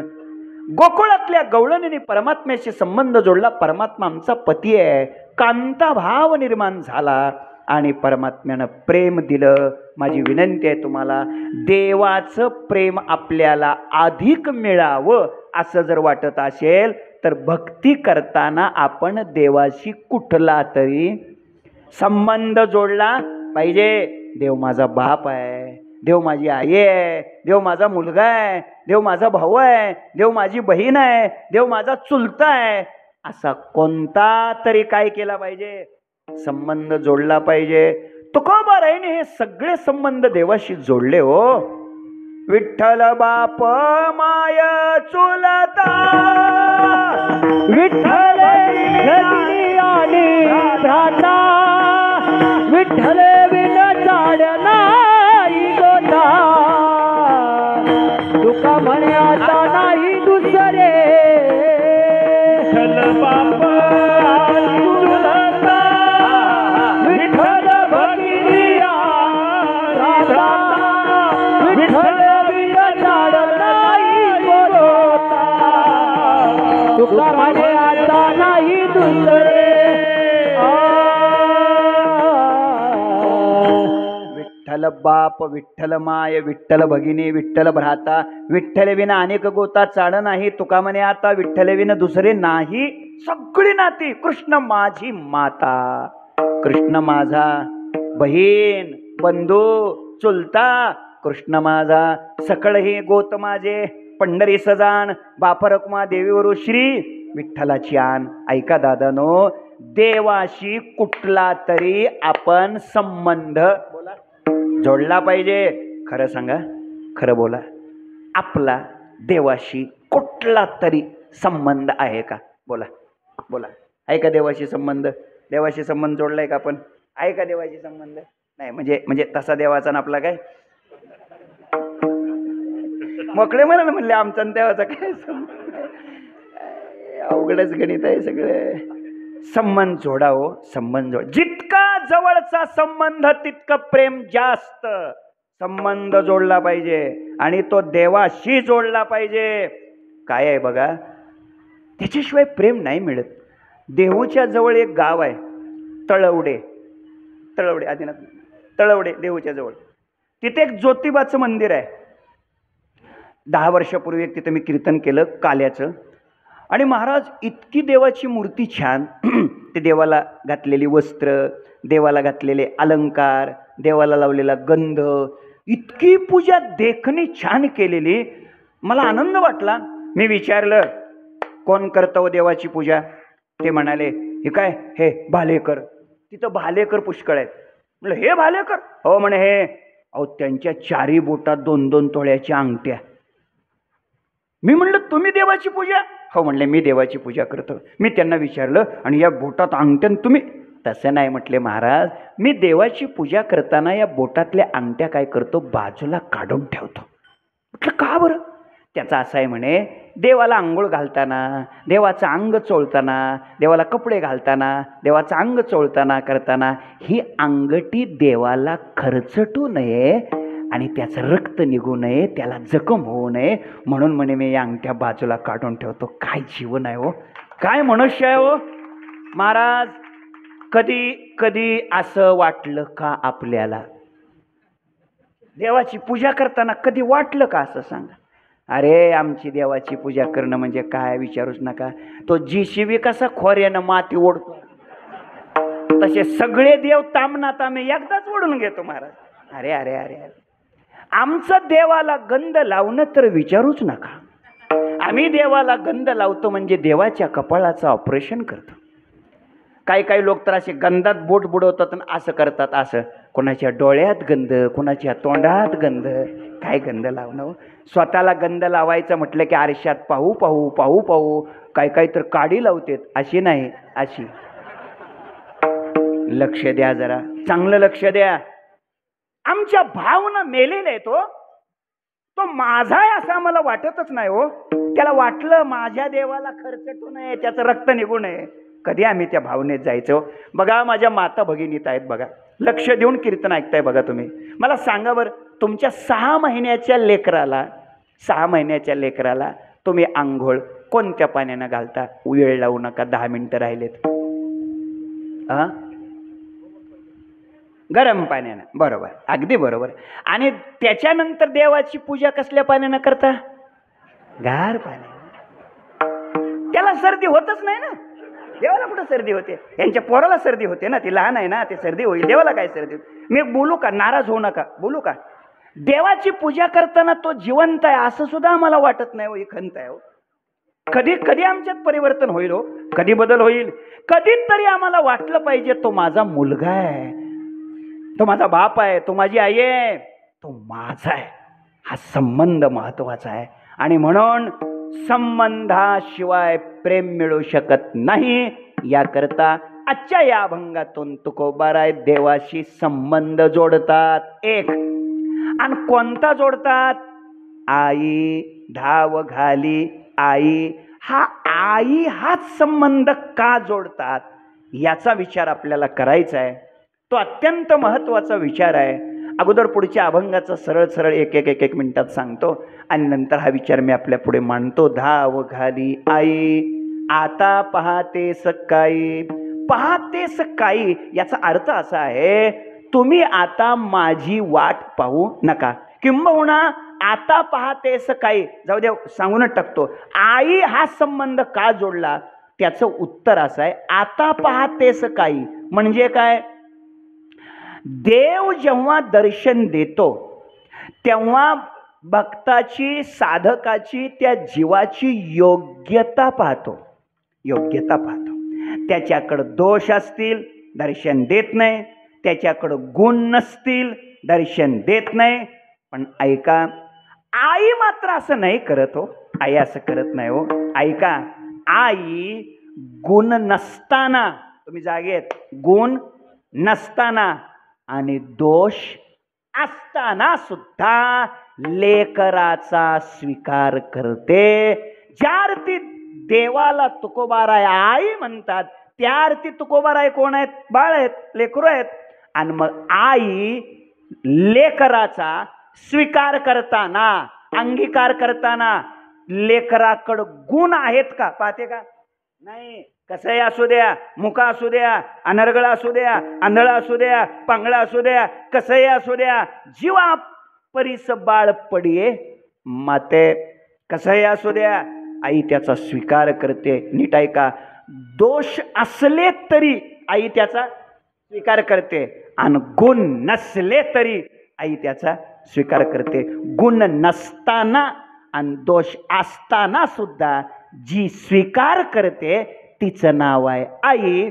म्हणून देवा तुम्ही या, पण देव होऊन नका येऊ, आई होऊन या. आई होऊन जर तुम्ही माझ्याकडे आलात तर माझ्या दोषाकडे तुम्ही पाहणार नाहीत आणि माझ्या गुणाचाही तुम्ही विचार करणार नाहीत. म्हणून आईचं रूप घेऊन या. धाव घाली आई आता पहाते सकाळी, लवकर या, उशीर लावू नका. 5-7 मिनिटं राहिलेले आहेत. आता मला धीर धरवत नाही. धीर नाही माझे पोटी, धीर नाही माझे पोटी, धीर नाही माझे पोटी, धीर नाही माझे पोटी, धीर नाही माझे पोटी, धीर नाही माझे पोटी, धीर नाही माझे पोटी, धीर नाही माझे पोटी. झालो वियोगे हिमोटी, झालो वियोगे हिमोटी, झालो वियोगे हिमोटी, हा झालो वियोगे हिमोटी. धीर नाही माझे पोटी, धीर नाही माझे पोटी. झालो वियोगे हिमकुटी, झालो वियोगे हिमकुटी, झालो वियोगे हिमकुटी, हा झालो वियोगे हिमकुटी. धीर नाही माझे पोटी, धीर नाही, धीर नाही, धीर नाही.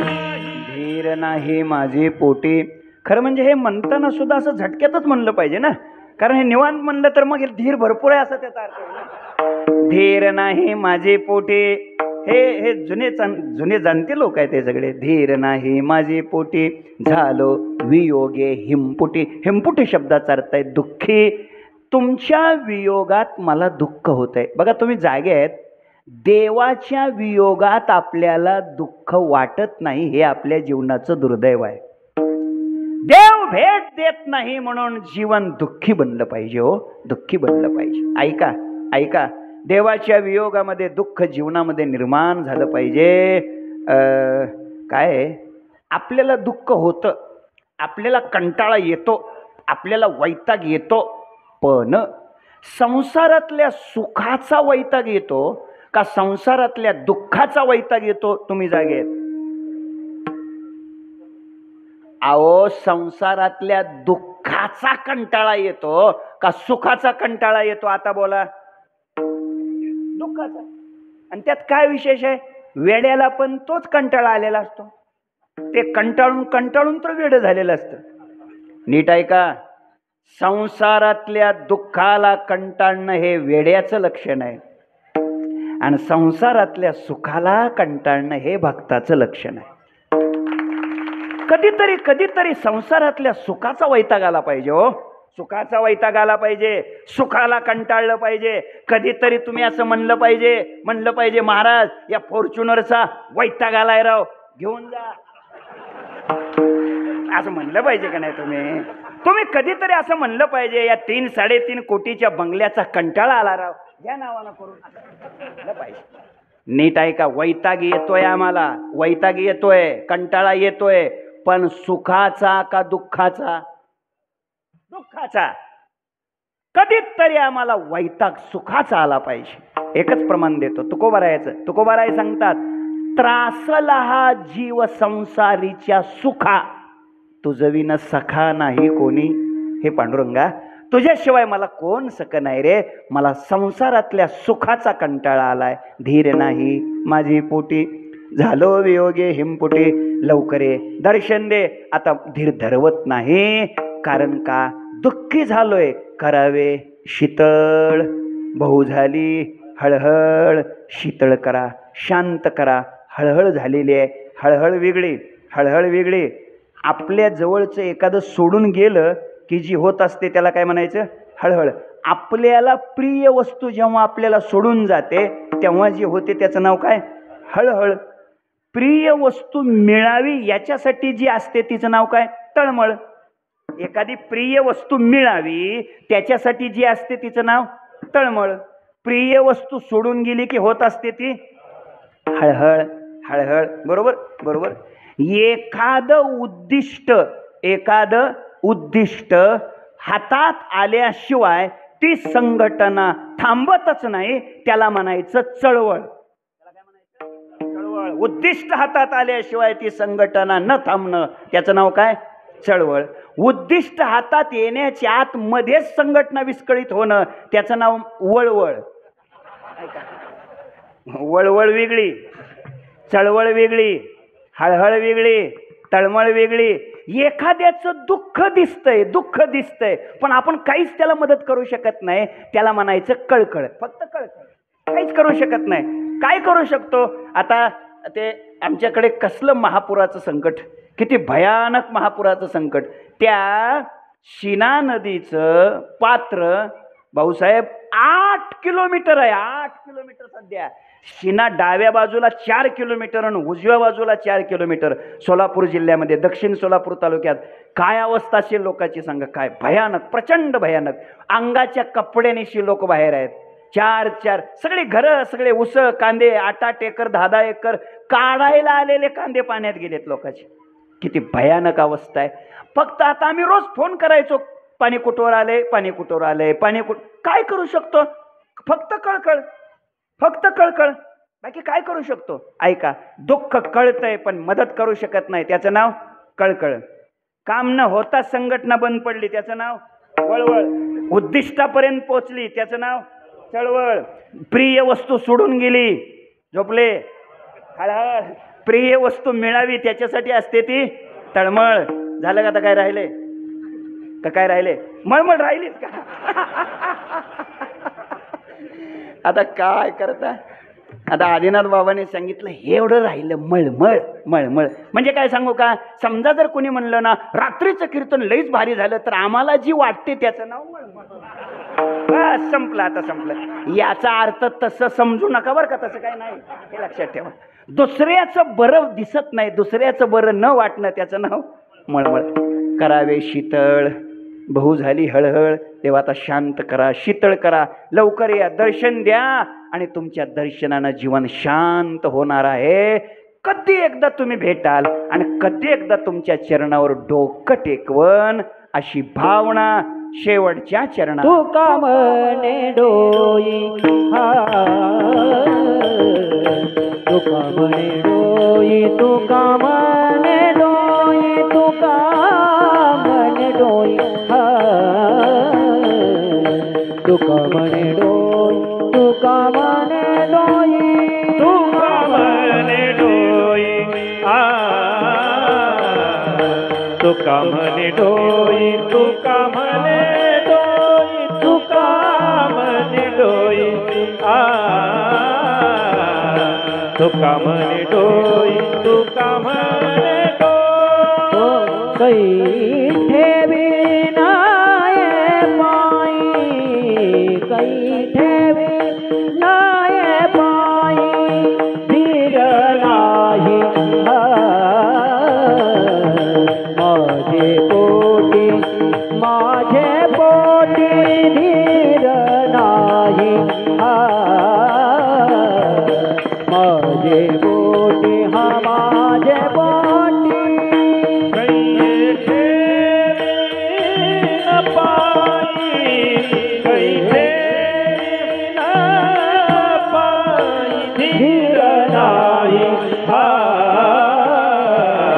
माझे पोटी, माझे पोटी धीर नाही,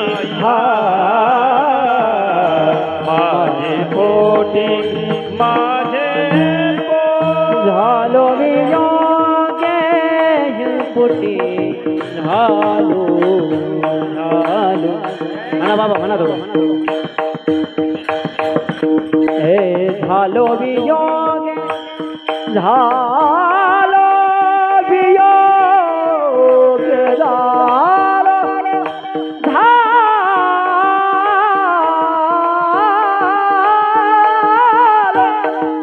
झालो वियोग झालो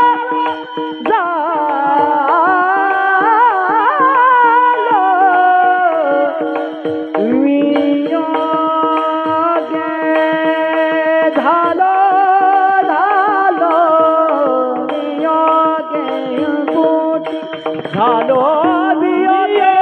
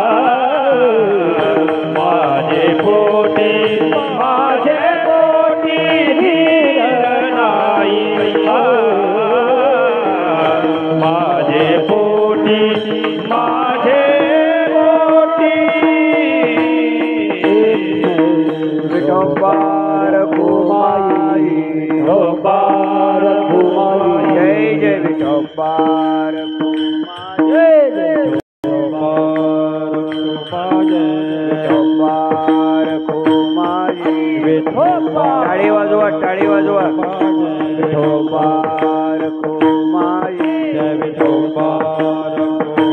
जय जय विठोबार कुमाई जय विठोबार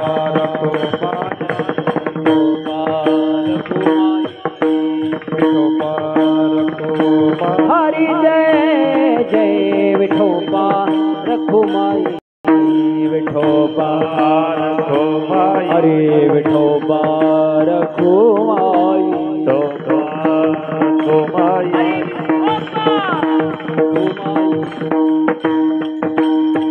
हला हला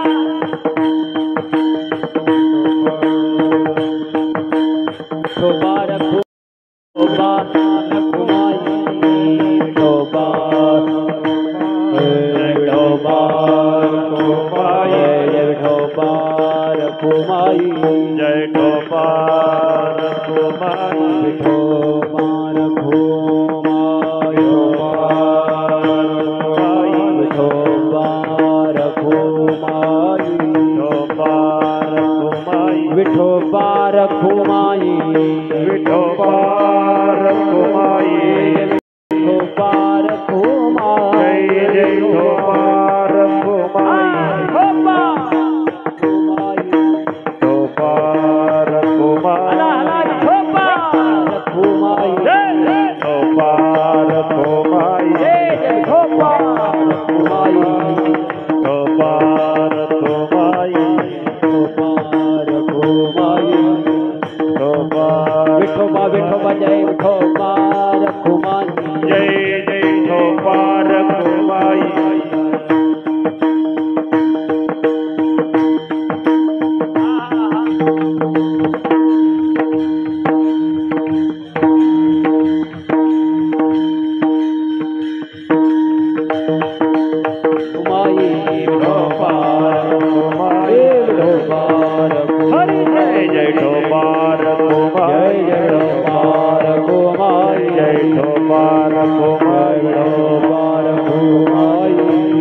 रखुमाई विठोबार घुमाई विठोबार घुमाई जय विठोबार घुमाई जय विठोबार घुमाई जय विठोबार घुमाई जय विठोबार घुमाई विठोबार हे विठोबार घुमाई विठोबार हे विठोबार घुमाई विठोबार बोला पुंडलिक वरदाई ज्ञानदेव तुकाराम.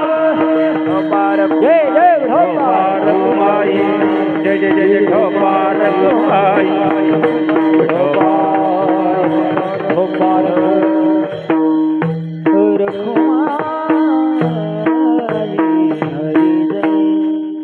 तुका म्हणे डोई कै ठेवेन हे पायी.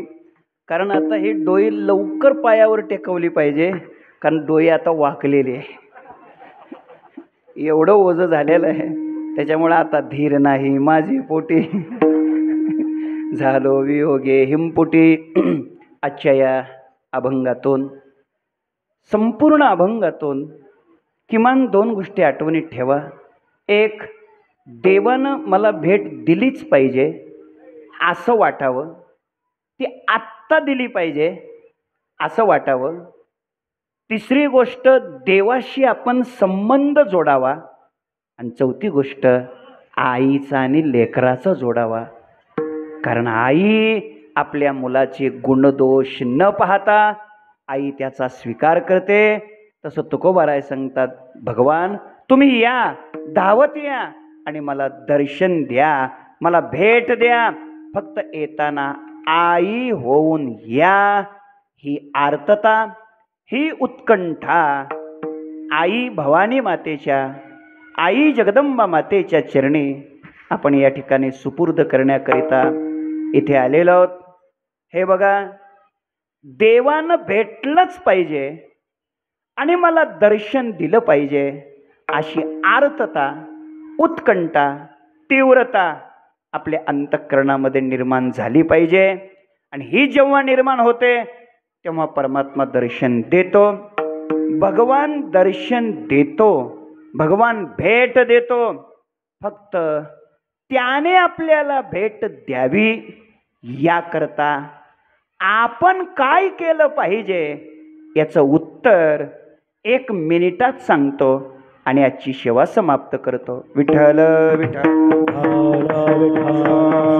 विठ्ठला विठ्ठला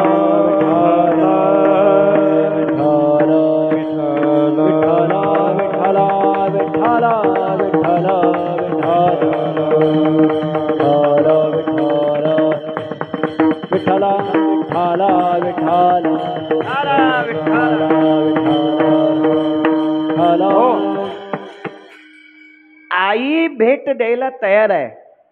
भवानी माता, जगदंबा माता दर्शन द्यायला तयार आहे. देव दर्शन द्यायला तयार आहे. अडचण कुठं आहे? बस तेवढी अडचण सांगायची आणि सेवा समाप्त करायची. देव दर्शन द्यायला तयार आहे बघा, नक्की. फक्त आपली जबाबदारी काय, बस एवढी जबाबदारी सांगतो आणि सेवा समाप्त करतो. तुम्हाला गाय तर माहिती आहे, काय कमाल आहे. गाय गाय गावरान गाय, गाय माहिती आहे तुम्हाला? माहिती आहे. वासरू, वासरू बी माहिती आहे, प्रश्नच नाही. मला उत्तर द्या, गायीनं वासराला पाजणं हे गायीसाठी महत्त्वाचं असतं का वासरानं गायीला पिणं हे वासरासाठी महत्त्वाचं असतं? तुम्ही जागेत, संपले कीर्तन. म्हणा दोन्ही बी महत्त्वाचं असतं. महत्त्वाचं काय? गायीनं वासराला पाजलं पाहिजे हे गायीसाठी महत्त्वाचं आहे का वासरानं गायीला पिलं पाहिजे हे वासरासाठी महत्त्वाचं आहे? उत्तर हा बरोबर. उत्तर, गायीनं वासराला पाजणं हे गायीसाठी अत्यंत महत्त्वाचं आहे. जर वासराला नाही पाजलं तर ती ताटून जाते. काय काशीनाथ महाराज, काय शब्द आहे तुमच्याकडचा? तुमच्याकडे गायी भरपूर आहेत. ती जर नाही पाजलं तर ते आडवली म्हणतात, ताटली म्हणतात. ताटून जाते, बरोबर आहे ना. कधी एकदा पाजल, कधी एकदा पाजल असं गाईला वाटतं. संपलंय कीर्तन. तसं भक्ताला, कुणाला? भक्ताला दर्शन कधी एकदा देईल, कधी एकदा देईल असं देवीला वाटतंय, असं वाटतंय. ती तळमळते. जसं ती गाय वासराला पाजण्यासाठी तडफडते, तळमळते, तिला वाटते कधी मी त्याला पाजील, कधी मी त्याला पाजील. तसं आई भवानी मातेला, जगदंबे मातेला वाटतंय मी माझ्या भक्ताला कधी दर्शन देईल, कधी दर्शन देईल. गाय जशी वासराला पाजण्यासाठी आतुर असते. मी म्हणून सुरुवातीलाच म्हणालोय गावरान गाय. गाय जशी वासराला पाजण्यासाठी आतुर असते, तशी आई भवानी माता, आई जगदंबा माता भक्ताला दर्शन देण्यासाठी आतुर असते, आतुर. उत्तर पुढे आहे अजून. उत्तर आपल्या अंगलट येणार आहे. मग जर गाय वासराला पाजण्यासाठी तडफडते, आतुर असते, जगदंबा माता आई आपल्या भक्ताला दर्शन देण्यासाठी आसुसलेले असते, तर अडचण काय? मग अडचण काय? सांगतो अडचण. गाईची तयारी आहे, पाजायची तयारी आहे हो, ती वाट बघते हो. पण एक महत्वाचं आहे. काय? गाय तयार आहे, पण गाईची माफक अपेक्षा असते. गाईची माफक पहिली अपेक्षा गाईची काय असते? काही नाही, वासरानं यावं, वासरानं यावं आणि काशेत तोंड घालावं. गाईची अपेक्षा काय? माफक, वासरानं यावं आणि काशेत तोंड घालावं. एक. दुसरी अपेक्षा काय असते गाईची? दुसरी अपेक्षा असते त्यानं आपला सड, काय म्हणतात तिकडे, सड, स्तन तोंडात घ्यावा. बरोबर आहे की नाही? हे दुसरी अपेक्षा असते गाईची. आणि गाईची तिसरी एक अपेक्षा असते. कोणती? त्यानं एक दोन तरी अधूनमधून ढुसण्या द्याव्या. काय म्हण, तुमच्याकडे शब्द काय? ढुसणी दिली पाहिजे. आमच्याकडे ढुसण्या दे शब्द आहे. एवढीच गाईची अपेक्षा आहे बघा. गाईची एवढीच अपेक्षा आहे. कोणाकडून? कोणाकडून? काय कमाल आहे तुमची. हे मी काय गाईन वासराचं सांगायला तारीख घेतले होय? आई जगदंबा माता तयार आहे पाजण्यासाठी, कृपा करण्यासाठी, दर्शन देण्यासाठी. तिची पहिली अपेक्षा आहे या वासराने काशेत तोंड घालावं, या वासराने मंडपात तरी यावं. कळलं? आई जगदंबेची पहिली अपेक्षा काय? या वासराने काय करावं? या मंडपात यावं. दुसरी अपेक्षा आहे, दुसरी अपेक्षा आहे त्यानं तो स्तन, सड तोंडात घ्यावा. काही वासरं मंडपात येतात पण विठ्ठल म्हणतच नाहीत. म्हणतच नाहीत. देवाचं नामरूपी सड, स्तन तोंडात घेतच नाहीत. दुसरी अपेक्षा आहे गाईची, त्यानं तो सड काय करावा? तोंडात घ्यावा. आणि तिसरी अपेक्षा आहे त्यानं अधूनमधून काय करावी? ढोसणी द्यावी. कारण जसं ते वासरू ढोसणी देत तसा तसा ती पाहना जास्त सोडते. ओवी देतो आणि सेवा समाप्त करतो.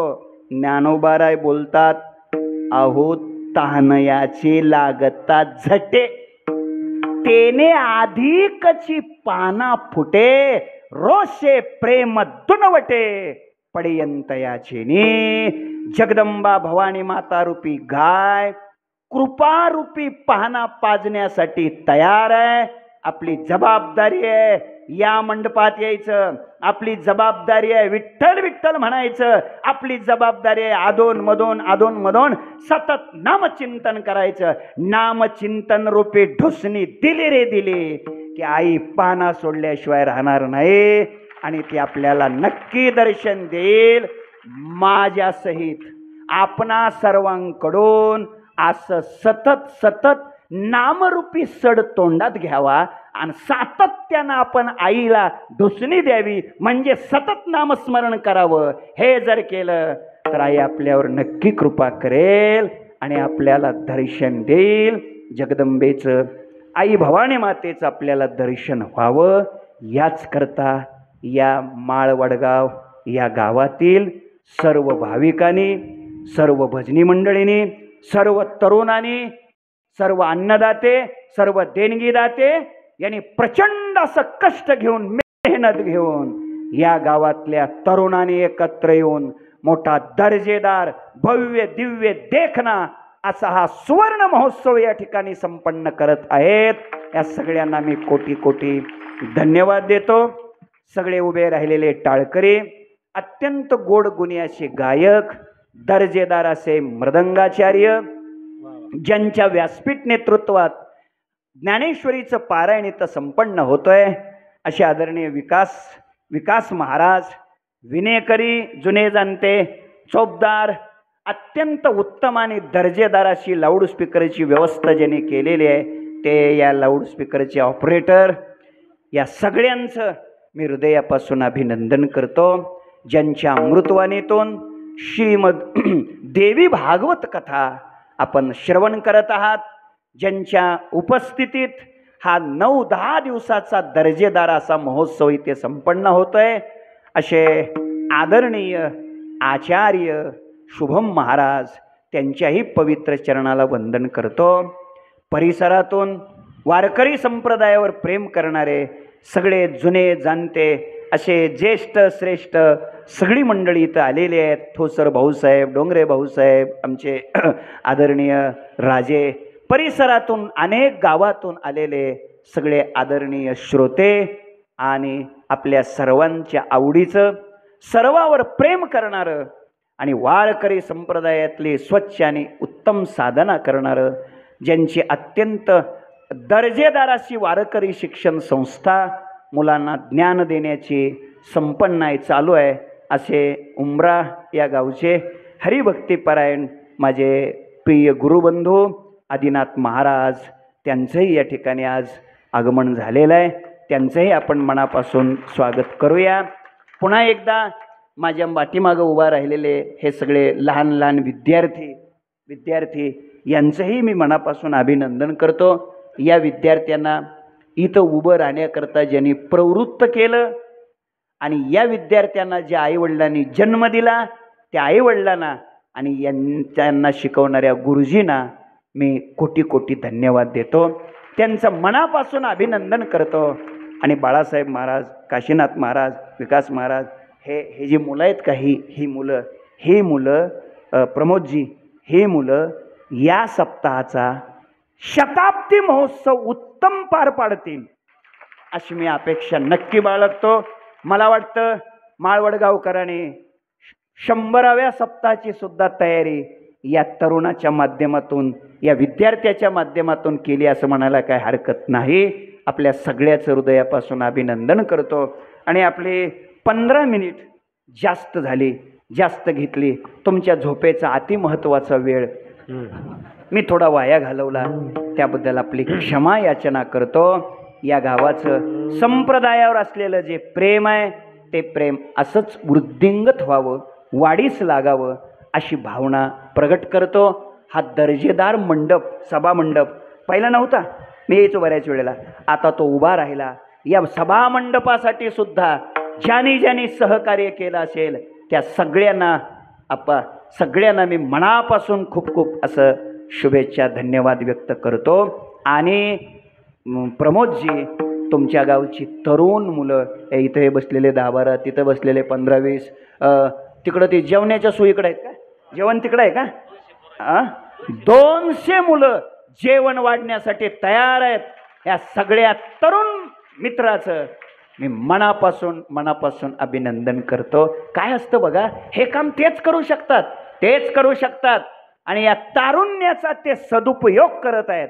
याबद्दल सगळ्या तरुण मित्रांचं मी पुन्हा एकदा अभिनंदन करतो आणि माझ्या वाणीला याच ठिकाणी पूर्णविराम देतो.